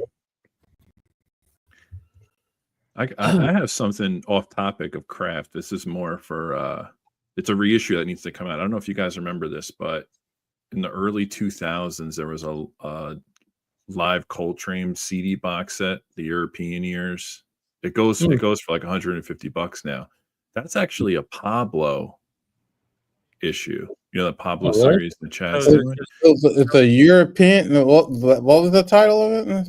It's called Live Train, the European tours. Oh, hold on 1 second. Let me see. It's on CD only. Oh, I see this now. Yeah. So it's not a cop of all the albums that came out that they had. No, it's like it is. I don't have it on. Yeah, I don't have it on CD anymore. I had it on CD because I worked at a music store when it came out, and I just ripped it and got rid of it. And now it goes. You can't really get a clean, decent copy for less than $100 probably. But this is a Pablo Records reissue. So I was thinking that if Chad's getting the access to all those Pablo titles, I wonder if they'll ever do this on vinyl, or at least reissue it on CD. It's phenomenal stuff.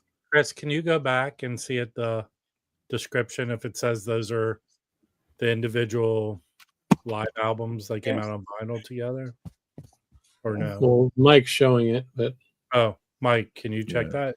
Wow. Scroll down. My name is Chris. You can see my name. Well, no one knows who you are. You were gone for 2 hours. Yeah, well, it's these. Mike, click on the US version down there. Okay. Because it describes the different CDs and what's on them. So go down to the middle, past all the CDs. There you go. Yeah, I don't think that they're. Oh yeah, I've never seen that complete live in Stuttgart. Yeah. Hey, does it have audio clipping? Well, we can't play it, but I wonder. I have the files if you want. How do they sound? They're not archival, right? No, they're not archival. They almost sound. They're probably from a soundboard. But yeah. I just found it funny because that was like I think that was an issue that Pablo did like way after the fact. I'm not sure how active they were. That was 2001. Yeah, it's wild. Yeah, The- this is yeah. 'Cause Oh, here's- that's good. Yeah. yeah. Nope. And, Go ahead, Mike.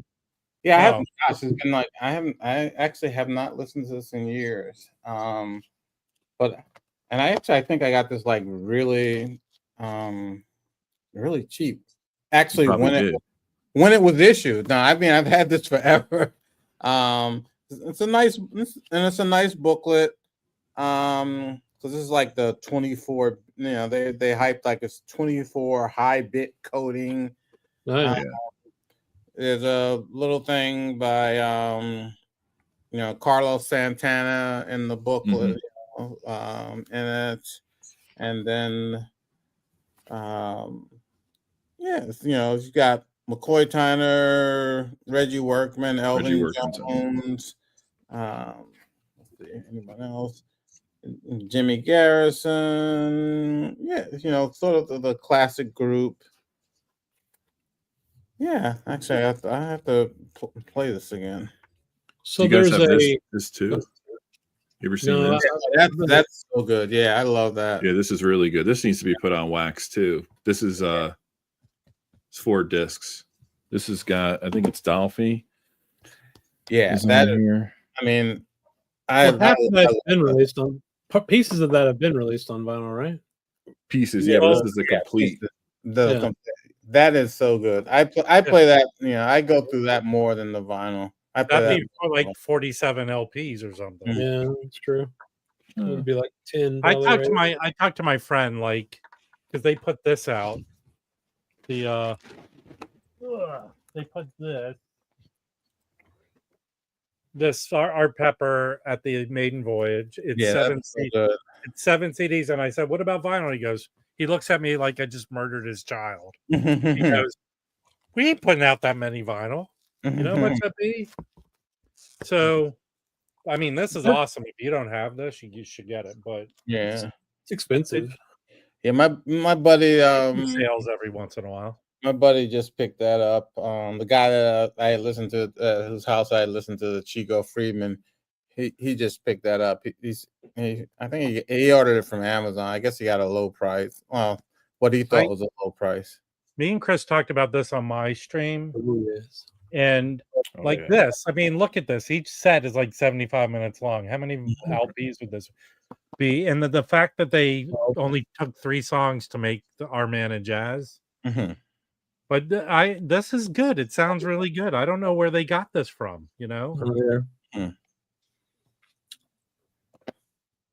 that's really good. And then that's like a really inexpensive like box, CD set, box set. I think I got mine for like 25. None of the Coltrane at the Vanguard stuff is recent, Roberto. He retracted his message. I think he just recorded an album last year. Yeah. Actually, you know what I saw that's really cool? So Jazz is Dead is doing a show. I don't know if Ravi, he's presenting it. So I don't know what that means. But they're doing an Alice Coltrane show in Berkeley. Oh, the poster. I would love to have this poster. Let me see if I can pull it up. Hold on. Who owns the Royal Roost catalog? I don't know. Probably Kraft. Let me see. Yeah. That would be a safe guess. I mean, it seems like it, right? Here, look at this poster. Kick ass. That is Really great. make you big. Hang on. That is kick ass. So it's at the UC Theater in Berkeley. Nicole, you gonna go? You should go to this and report back. But I don't know if he's in it. He just says presented by. I mean, he may play. If it's different groups, he'll probably play with someone because he usually plays with Jeff Watts on drums is usually in. Oh wait, I mean that I didn't know he did a Tiny Desk. Oh, cool. And tickets are not that expensive. That's not bad for a show. No. So Warner Music Group owns Roost. Yes. That'd Yeah.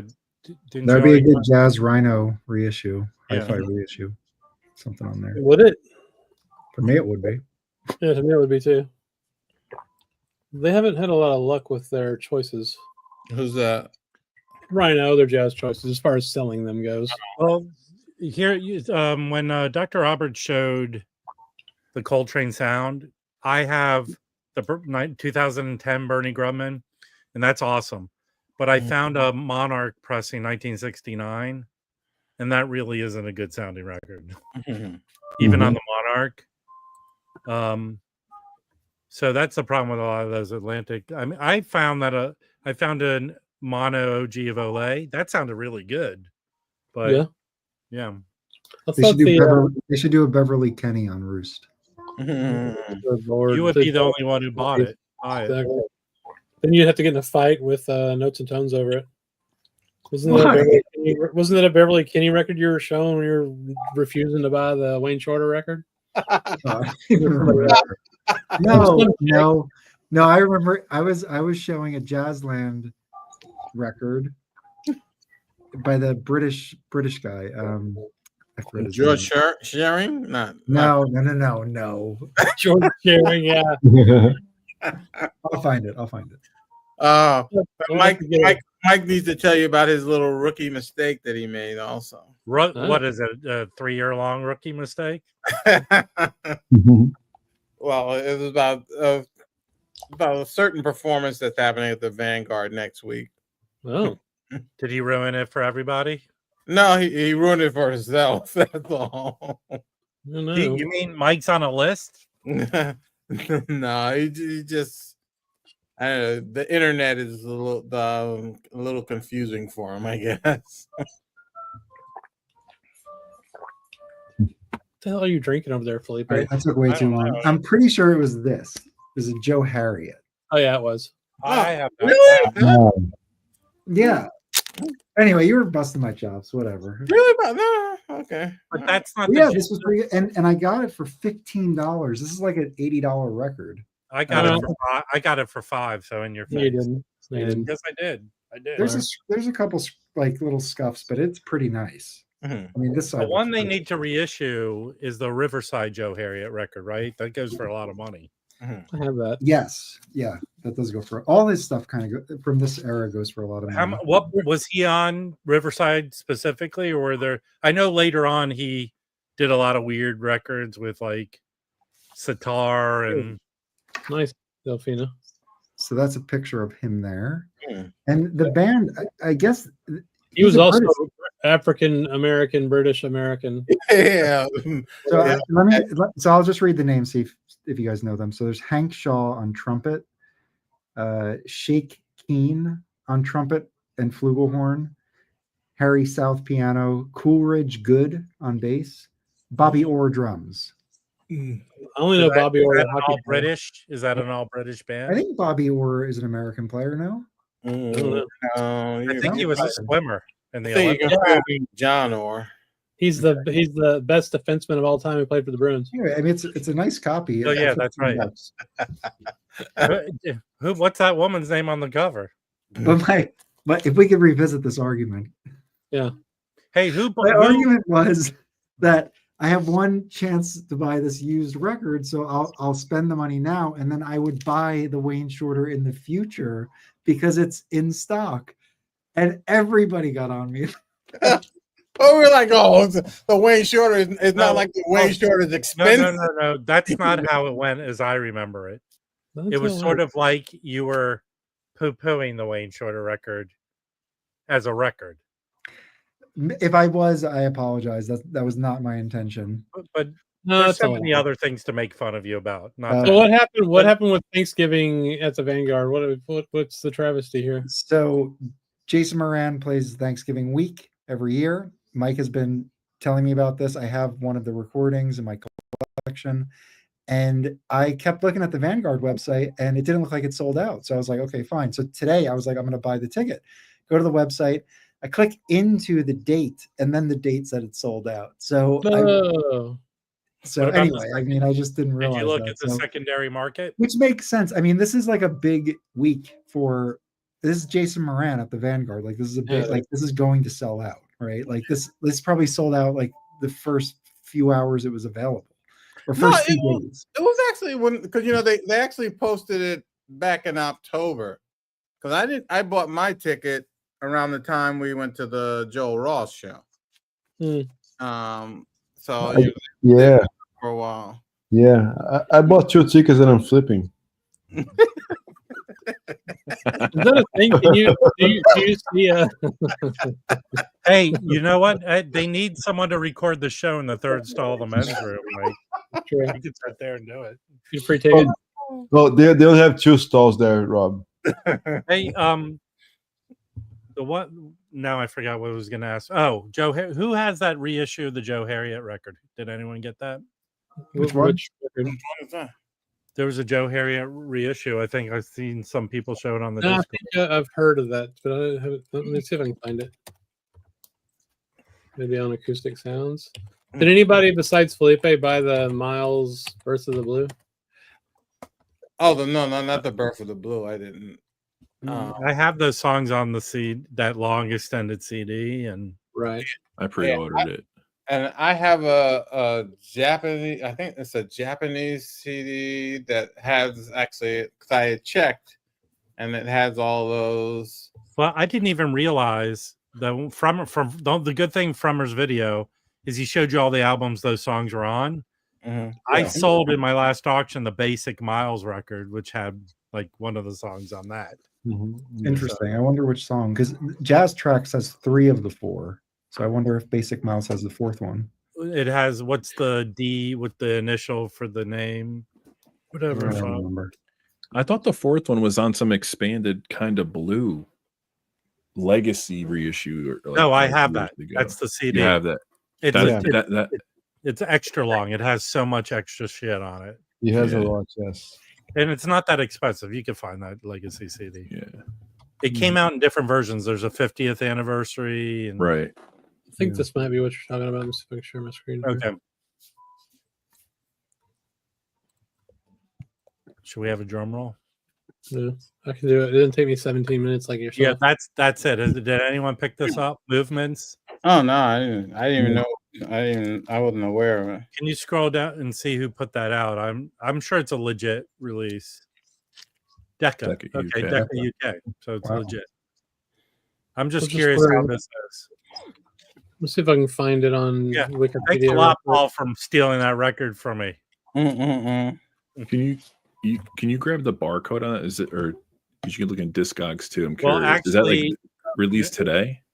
No, it was released like in the last month, I think. Let's see what the scoop is on it. Best representation of a typical Joe Harriet quintet gig. Okay, not much information here. Live show. Looks like some of the same guys are on it. Isn't Pat Smithy the name they give when they don't want their real name used? I think it's Pat Smythe, sir. To you. But anyway. So if anyone got that record, let me know. Oh, Kevin has it. And Kevin, I have it. Record sounds good. Hold on. That's There's reviews on Discogs. You want to read them? Yeah, I love the Discogs review. Okay, so this was released this last month. Yeah, it's cheaper on Let's see who's on it here. Joe Harriet. It looks like the same group or some similar guys, I should say. Hockey player Bobby Orr on drums. The one I just showed, a lot of the same guys. Includes 12x12 insert with liner notes. Okay. Fortunate enough to assist Universal in this release by loaning my original pressing for the artwork. Okay, cool. Sadly, not all analog, but the pressing quality and sound is superb. Well, who cares? How is it not all analog? Jamaican jazz hero Joe Harriet. So he's Jamaican, which I guess. How many other Jamaican? Is Dizzy Reese Jamaican too? Yeah. Since the originals go for outrageous, deservedly sums, this is a refreshing development, remastered vinyl from the master tapes. Okay. The LP sounds amazing. Pressing is flat. 5 stars. So pretty good reviews. Interesting. I was going to see how many reviews go for. Nick B has a comment that made my joke stupid. Damn it, quick look at it. Oh, yeah, his own quartet. Interesting. 1,000 pounds. Mm. Yeah, there's one copy of the OG for 770 pounds in VG condition. Hey, Mike, I know I'm opening a can of worms. Jazz Bum Mike. What? How about a Joe Ooh. Harriet deep dive? There can't be that many records. Oh Yeah, no. we can take a look. Mm. We can take a look. Buckle up. I listen, Well, Felipe. I well- said it with thinking maybe he did 10 records. Don't He needs punish. to come back on screen. Don't punish Joe Harriet, okay? Well, he's dead, so you won't have to go through this. It looks like he Okay. died young too. Okay, so I Joseph don't even think he did. Arthur Lynn. Okay, middle name Arthur Lynn, Harriet. Born in 28, died in 73. Born in Kingston, Jamaica, and died in Southampton, England. Southampton to you. So lots of detail on this guy. Discography. All Let's right. make As this a, a little bigger. I'm sorry, Felipe. I didn't know he had so many as a side. So there's a number of EPs my God. starting in 54. As a leader, all- wow, that. So he all was you- only like he wasn't even 20 years old, was he? These would be Or- cool to look up and see if there's any cheap ones. Oh. Okay, so this is the one I showed. So Yeah. his first in the US. Freeform. This is the other Jazzland. This one Yeah, goes that I have that one. That's really good. some guy took a copy from me at Record Safari before. Click into it, bro. Click it. You know That it is is. really There good. you go. That's the one they need to reissue. Okay, and this is called Freeform. Yeah, I have this one too. Okay. I mean, and what so do you here's do? by Dennis Preston and Bill Grauer. Some people say that like that's early free jazzy, but I don't know. Interesting. Okay. Well, it's all That's his good. compositions as well, which is cool. That is cool. I think this is a pretty expensive record. A very I don't think it's but over there's no- $100, but I it's think getting there's up an OJC of it. there. Okay. What's Okay, then we next? go back to the UK. He does this abstract, the Joe Harriet. I have seen this before. I've considered getting Now it. that Columbia UK is not Columbia US. It's a different label, right? Correct. Right. Different label.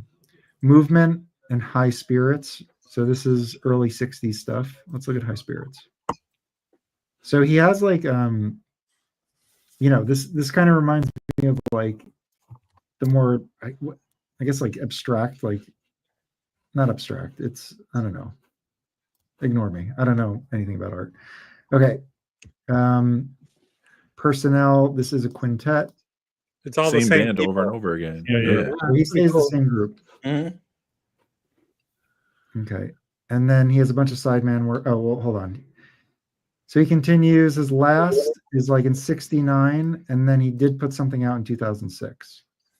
Well, he was He dead, but stays yeah. on Columbia for a long time. Yeah. Sideman. Let's see. I don't What's the recognize. Sonny Boy Wow. Williamson he's on? Wow, Sonny Boy Williamson, yeah. I know that there's Cindy. like a lot of very desirable UK jazz records. I think this is probably them. That's definitely a hole in my knowledge. I don't really know shit about UK jazz. Yeah. There's a really good channel though. What's it called? They also have a label. With the Randy Carr group and stuff. Mm. I have one of the albums. Chris, there is our boy Ken Vandermark has a CD, Mm-hmm. the Joe Harriet Project, Oh shit! which is really freaking good. Straight Lines, the Joe Harriet Project. So Is it $5 billion? no, I don't think. No, I'm looking in the Discogs. It's like $3. the highest price I see is 20, and the lowest price I see is like $5 or $3.98. So Yeah. Hey, and by the way, I want to point out, Felipe, that was pretty painless, wasn't it? It was. Impressive. I'm impressed. We have to catch up with Lou Donaldson and Roy Haynes at some point, though. We never did that. But yeah. Maybe a holiday special. What do you think about that, Mike? Mm-hmm. Mike's Yeah. not doing that anymore. Christmas specials. Yes. mhm. Christmas Hallmark Hall of special. Fame. Yeah. You can say whatever, but Doug Pearson's Christmas record, it came out a classic series in the first year. Oh, that's That great. thing was amazing. Mhm. That's more. What are some of the better Christmas jazz records? I feel I like don't there know. might be some. Can we ask Duke Pearson what he thinks about it? What do you think? I don't know, man. Let's see. I don't know how to turn this off now. Shit. There we go. Better Christmas jazz records. I mean, the Ella one's great too. The Ella Christmas record's really good. Yeah. The Ella is good. I like Joey Ramone sings "Merry Christmas." I don't want to fight tonight. That's great. It's not a jazz record, Felipe. But it's it's a Christmas. It's 50% in. You should get Brandon to come back on and show all his Christmas jazz records again. I don't know if it was ever on. I know it wasn't on vinyl. Like the Uptown label has a really good Christmas compilation. See, because I don't buy Christmas albums. That's the kind of thing I create a playlist on from streaming, because I just don't want to have a bunch of Christmas albums in my collection. Because my Christmas like playlist is on, I don't know, it's like thousands of freaking songs. I love Christmas records. I got about 50 of them. I picked up that Ellington one, Nutcracker Suite, last year. That one's good. But that's not a Christmas album, is it? It's a Nutcracker. Yeah. I understand, but it's very loose, Nutcracker. No, I would. A little weird. It's fucking. It's seasonal. It's it's. Let me see my. I mean, you can't just go listen to Coltrane play Green Sleeves for like 500 times in a row. Jose, what's your favorite free avant-garde Christmas record? Free avant-garde, is it such a thing? Well, it has to be jazz, right? Of course, because I'm here. I don't know. Might see something basic bitch like the Snoopy one or something like that. That's good. Yeah, that's good. I mean, you have no idea how much my mom growing up was obsessed with Snoopy. I have Snoopy was big in the 80s, man. Stuff all around. Yeah, well, my mom's from 60s. So there's a lot of Snoopy related stuff. So when Halloween starts creeping, it's like the Great Pumpkin, right? Then there's Thanksgiving, the Charlie Brown related stuff. So it doesn't end. You know what I mean? It's yes. But I do like the odd. I have a good. Well, I think it's good. A good Spotify playlist. I don't even have Spotify anymore, but I have the link to it of like weird Christmas. Like bands doing Christmas songs. Is that like Dr. Demento stuff? Sort of like that, but there's like very specific odd bands doing like Christmas music that I just think it's bizarre and weird. Like the band Low, they have like Silent Night and stuff like that. The band Bright Eyes has a full Christmas album that I think it's pretty good. Like the Beach Boys one that most people don't like. They probably know it exists but haven't listened to. Or the Bob Dylan one. My Lord, have you listened to the Bob Dylan one? No. It's the only Dylan album I don't own. Whoa, it's so fucking horrible. I'm a big Bob Dylan fan, but I implore you after this, before you're gonna go to sleep, so you can have like nightmares. There's a video of like Here Comes Santa Claus, and it's like a party. He's like at a house, and he has like emo hair like this, and he's like, "Here comes Santa Claus." What year is this from? 10 years ago. No, a little more, isn't it? It's like 2005, perhaps. Maybe. Yeah, like Mr. Zimmerman's defense, it was all for charity. Yes, it was 2009. All right. Yeah, 2000. But the videos is like Must Be Santa. That's the video that I'm thinking. Must Be Santa. He's wearing like a blonde wig up to his like. It's horrible. Jose, you know how much I love Dylan, and I don't own that. Who's sharing? Well, it's expensive though. I know. They just reissued it. They just reissued it. Yes, they did. But that's really bad. Well, without sound, it is even better. Look at him. He's wearing like a wig. That's in a hat. It's never explained. It looks like a polka thing going on, right? Yeah. He was doing some interesting music videos in this era, but I feel like he's mocking himself. I saw him. Well, no, that's not true. I saw him like 5 years after that for the first time in Bridgeport, Connecticut. It was so weird that that I was in Bridgeport, Connecticut. That the paper wrote what do you call it, like a column about me, a Salvadoran, going to Connecticut to watch. So if you look up my name, you put Bob Dylan, you search my name, there's gonna be a story about how I went to see it with my family. I have a photo there with my sister and shit. Dude, this is too weird, dude, because my friend, this is crazy. I know about this article, but I barely know you. Oh, there you go. There it is. My one of my good friends DJs at WPKN and lives in Connecticut. All right. We're both Dylan fans, and he sent this to me. I can't believe this. I'm going to text him right now. Was it like the first time they saw brown people in Connecticut or something? What's going on? Yeah, I don't know, man. But no, because they hear me speaking Spanish with my whole family went. I don't know why. I told my dad, like, hey, I want to go see Bob Dylan. Dude, and my aunt was like, oh, they're gonna go see Bob. It was a good show. It was Wilco, My Morning Jacket, and Bob Dylan. It was like a little fest. It was pretty good. But have you seen him since? No, I was going to go see him in Austin, in Sugarland as well, but he didn't. You can get a bad night quite often. It sucks when that happens. But. Yeah, and you know what? Interesting enough, the guy that was next to on that show, he was from Rolling Stone magazine, and he was like, have you seen the new video of like Mike Tyson talking to a 9-year-old girl? Yeah. Yeah, well, that was literally me. He was like, you're probably one of those motherfuckers that like every single Bob Dylan record. And I was like, well, yeah, I sort of like, I bet you like Self-Portrait. I was saying, yeah, I actually like it a lot.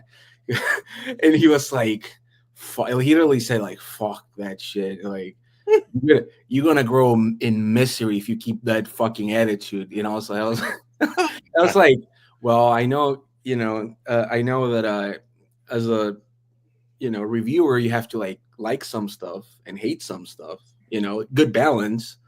But I told him, like, I don't want to be like that sour. He was like, kid, life is fucking horrible. And the whole show, he was like, and at the end he asked me like, hey, why were you here? And I was like, oh, it's my graduation gift. Like, I came, New York with my family, and they bought me tickets to see, my favorite artist of all time. And he gave me his pen, which I've lost since, but it was it was a good brand. I don't remember the one with the. Was it a Bic? No. Was it? Were you standing next to David Frick at this show? Like, was it? I don't know his name. I don't remember his name. He was just like there to cover the show. Maybe Rolling Stone wrote something. Is it a Mont Blanc? Yeah, it was. Yeah. So you lost a $300 pen? Yes, and you know what? The way that I got it was because he gave it to me, and I remember that, but I couldn't feel it. And then when I went back, I literally saw the guy that was standing in front of me look the other way, step on it, crack it, and then he was like, "Is this yours?" And I had it for the longest time, but last time I moved inside the city, I lost it. I don't know where it is. I'm gonna go. I want to listen to something before I crash. Come by the classical auction tomorrow. Have fun. Bye. Right. I remember the oh shit, we've gone blank. Oh shit, never mind. But I think I've seen a lot of bands that I do like. The first time talking about jazz, the first time I was ever in Birdland, I got ripped off like most dumb motherfuckers in Times Square, because you go to Times Square and people are selling tickets, right? Yeah, just don't go to Times Square. That's rule number one. Yes, rule number one: don't go to Times Square. So there was a guy saying like, "Hey, there's a show in Birdland, and I was like, oh shit, I've always wanted to go there. And I said, you know what, give me 3 tickets. And I was so excited. I was so excited. I called my what do you call it in English? My cousin and his wife, and I told him like, hey, I have a surprise. Let's meet up in the city. You know, they live upstate. They live like an hour away from the city by train.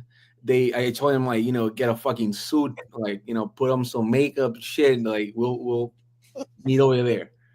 And when we got there, I was so excited. I was like, hey, you know where we're going? And they were like, yeah, we're going to Birdland. And they were like, oh shit, nice. We got there, and he said, and the dumbest thing was like, I didn't even check the tickets. I couldn't tell you what it says. It just gave me the tickets in an envelope, sealed it, and gave it to me. Sealed it. So when I got there and I gave him like the envelope, the what do you call it? The steward or whatever, right? The person in the entrance. As soon as they saw the envelope, they were like, oh, "Fuck, another guy." And he opened it and he didn't even look at him. He said, "Like, sir, these are like from like 2 years ago." Oh shit! And I was Did they get you in anyway? Yeah, that's what Mike thing. Well, that's the thing.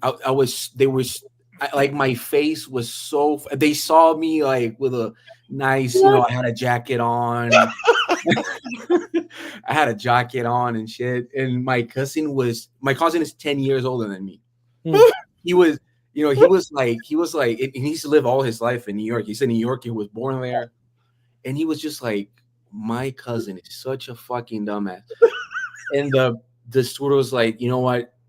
If you all buy like $10-15 of like drinks, we'll let you in.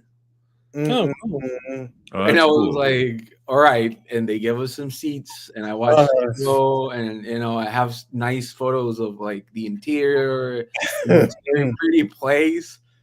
Well, fuck, man, that was and the 3 tickets was $100. Wow. Who did you see? What? Who was it?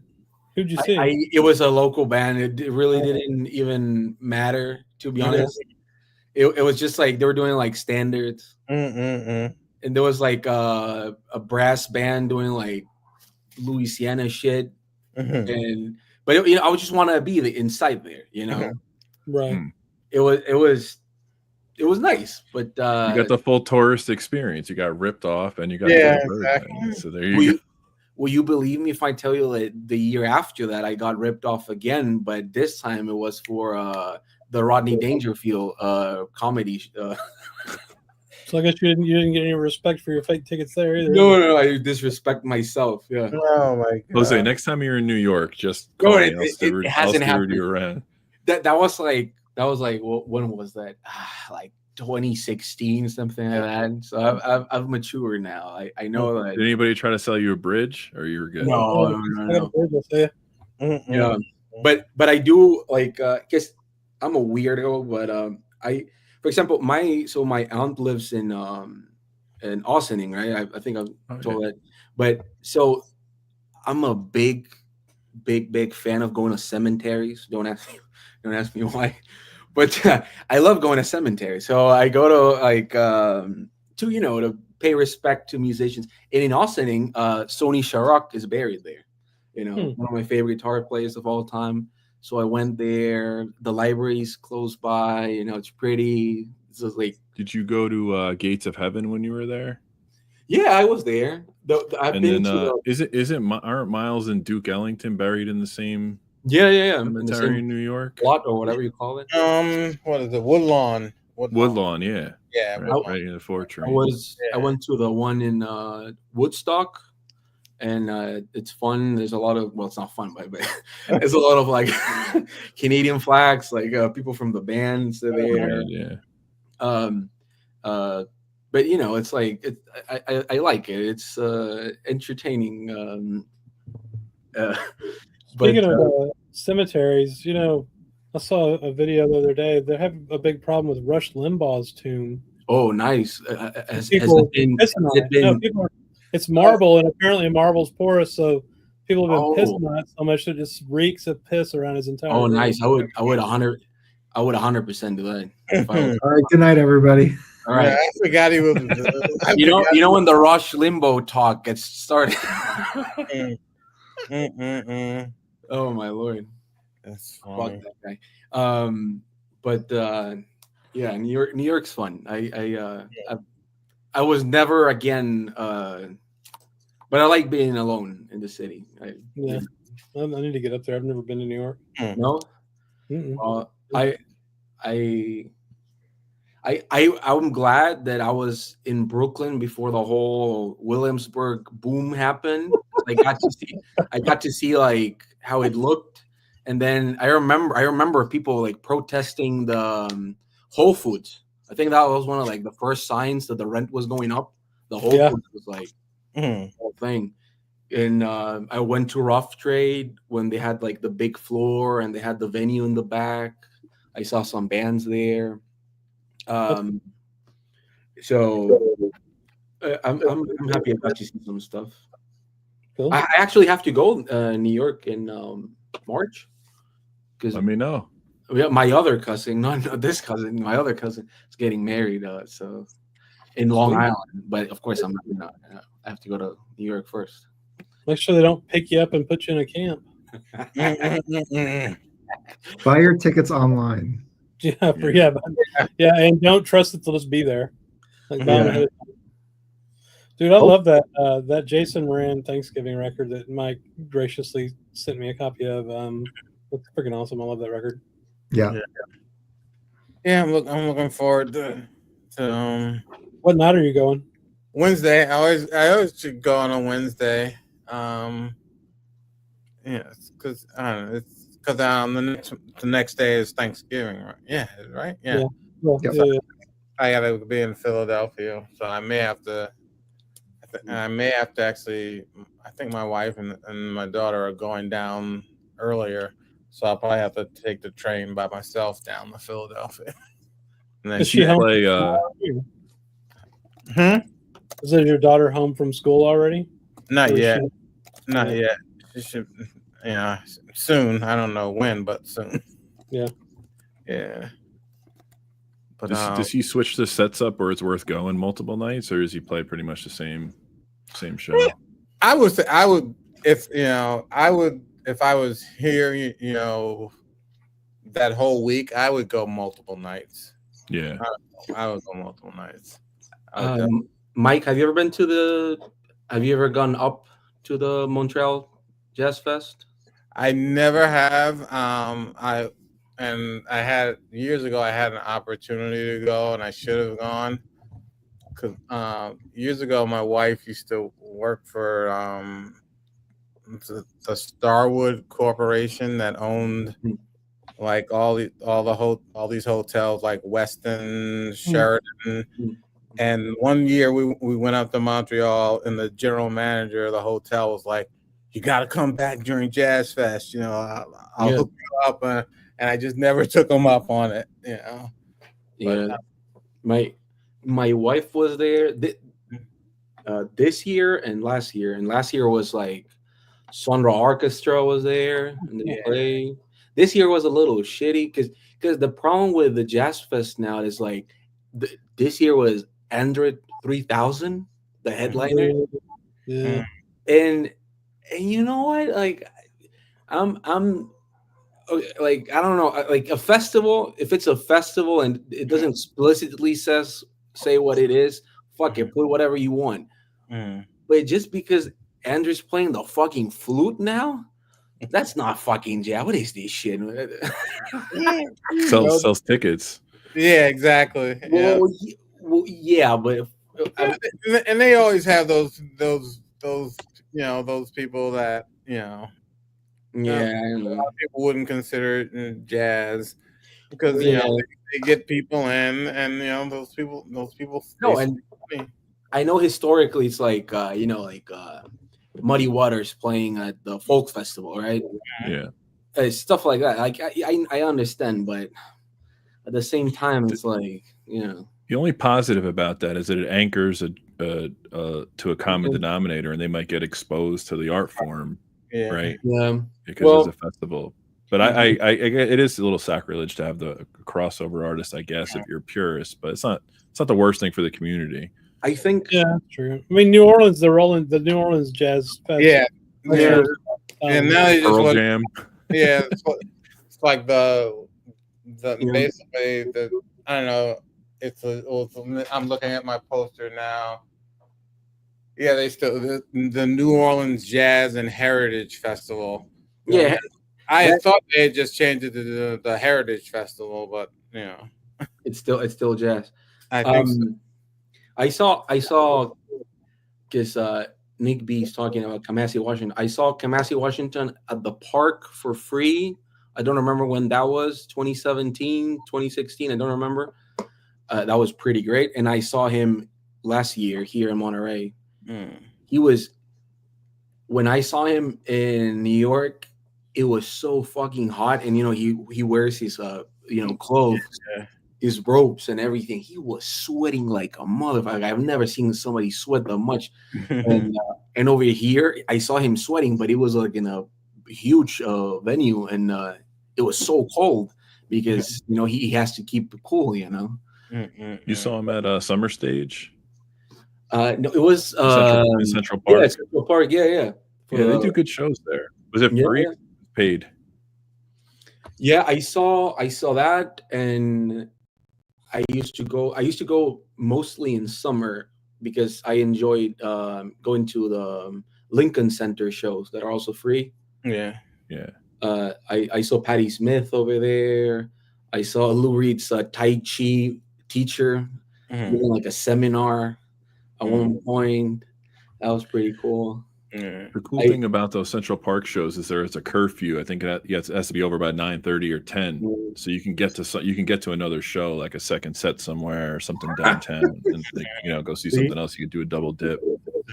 But what I was going to say about Kamasi is like a lot of people that like hip hop and rap right now, they like jazz in a very different way, and yes, they're very open to it because of like samples, like a lot of that. Kamasi Washington, especially because he plays with like Kendrick Lamar, and even like Steely Dan, right? Like Kanye West using Steely Dan, stuff like that.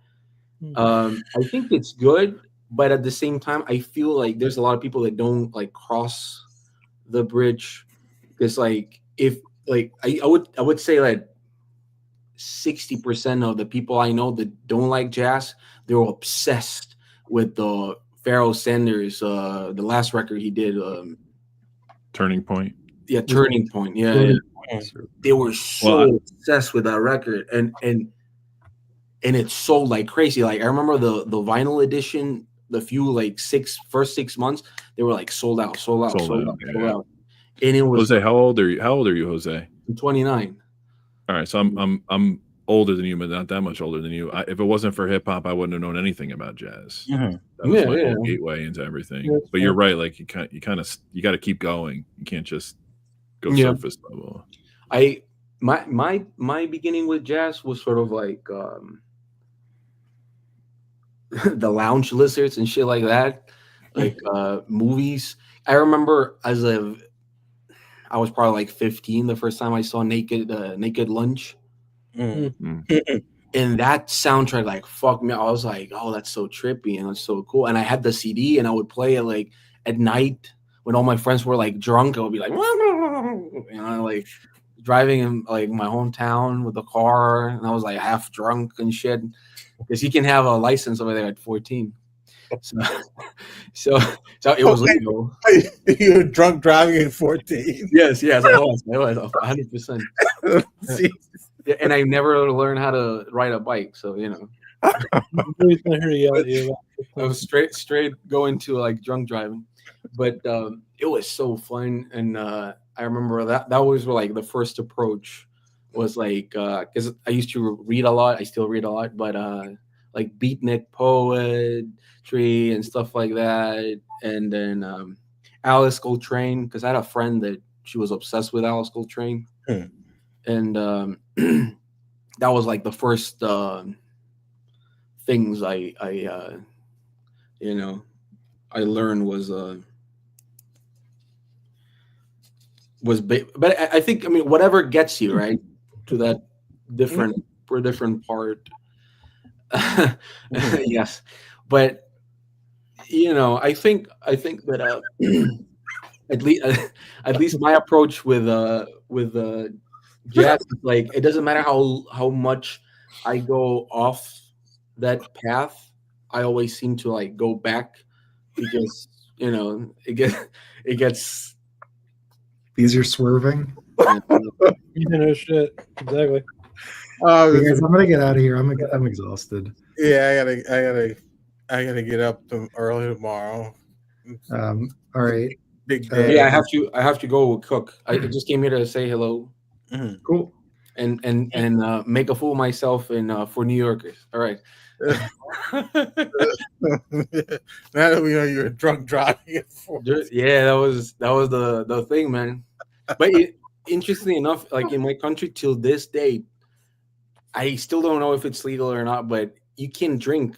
Like if you're not driving, the guy next to you can drink. It's because you can drink in the street. Yeah, it's like open container. That's not a big issue, especially like if you're in the beach. But don't drink and drive. Yeah, please don't. Drink before you drive. No, fuck it. I'm not. All right, yeah, head over to Rob's channel, The Wax, for tomorrow's classical auction. He has some really good stuff. Michael's going to join. Oh, nice.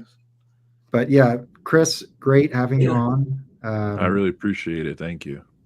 And Jose, nice saying hello. Likewise. Thanks right. for having me for a few minutes. Mike, I'll talk with you later. Bye, everyone. See you. See you, Chris. See you, Felipe.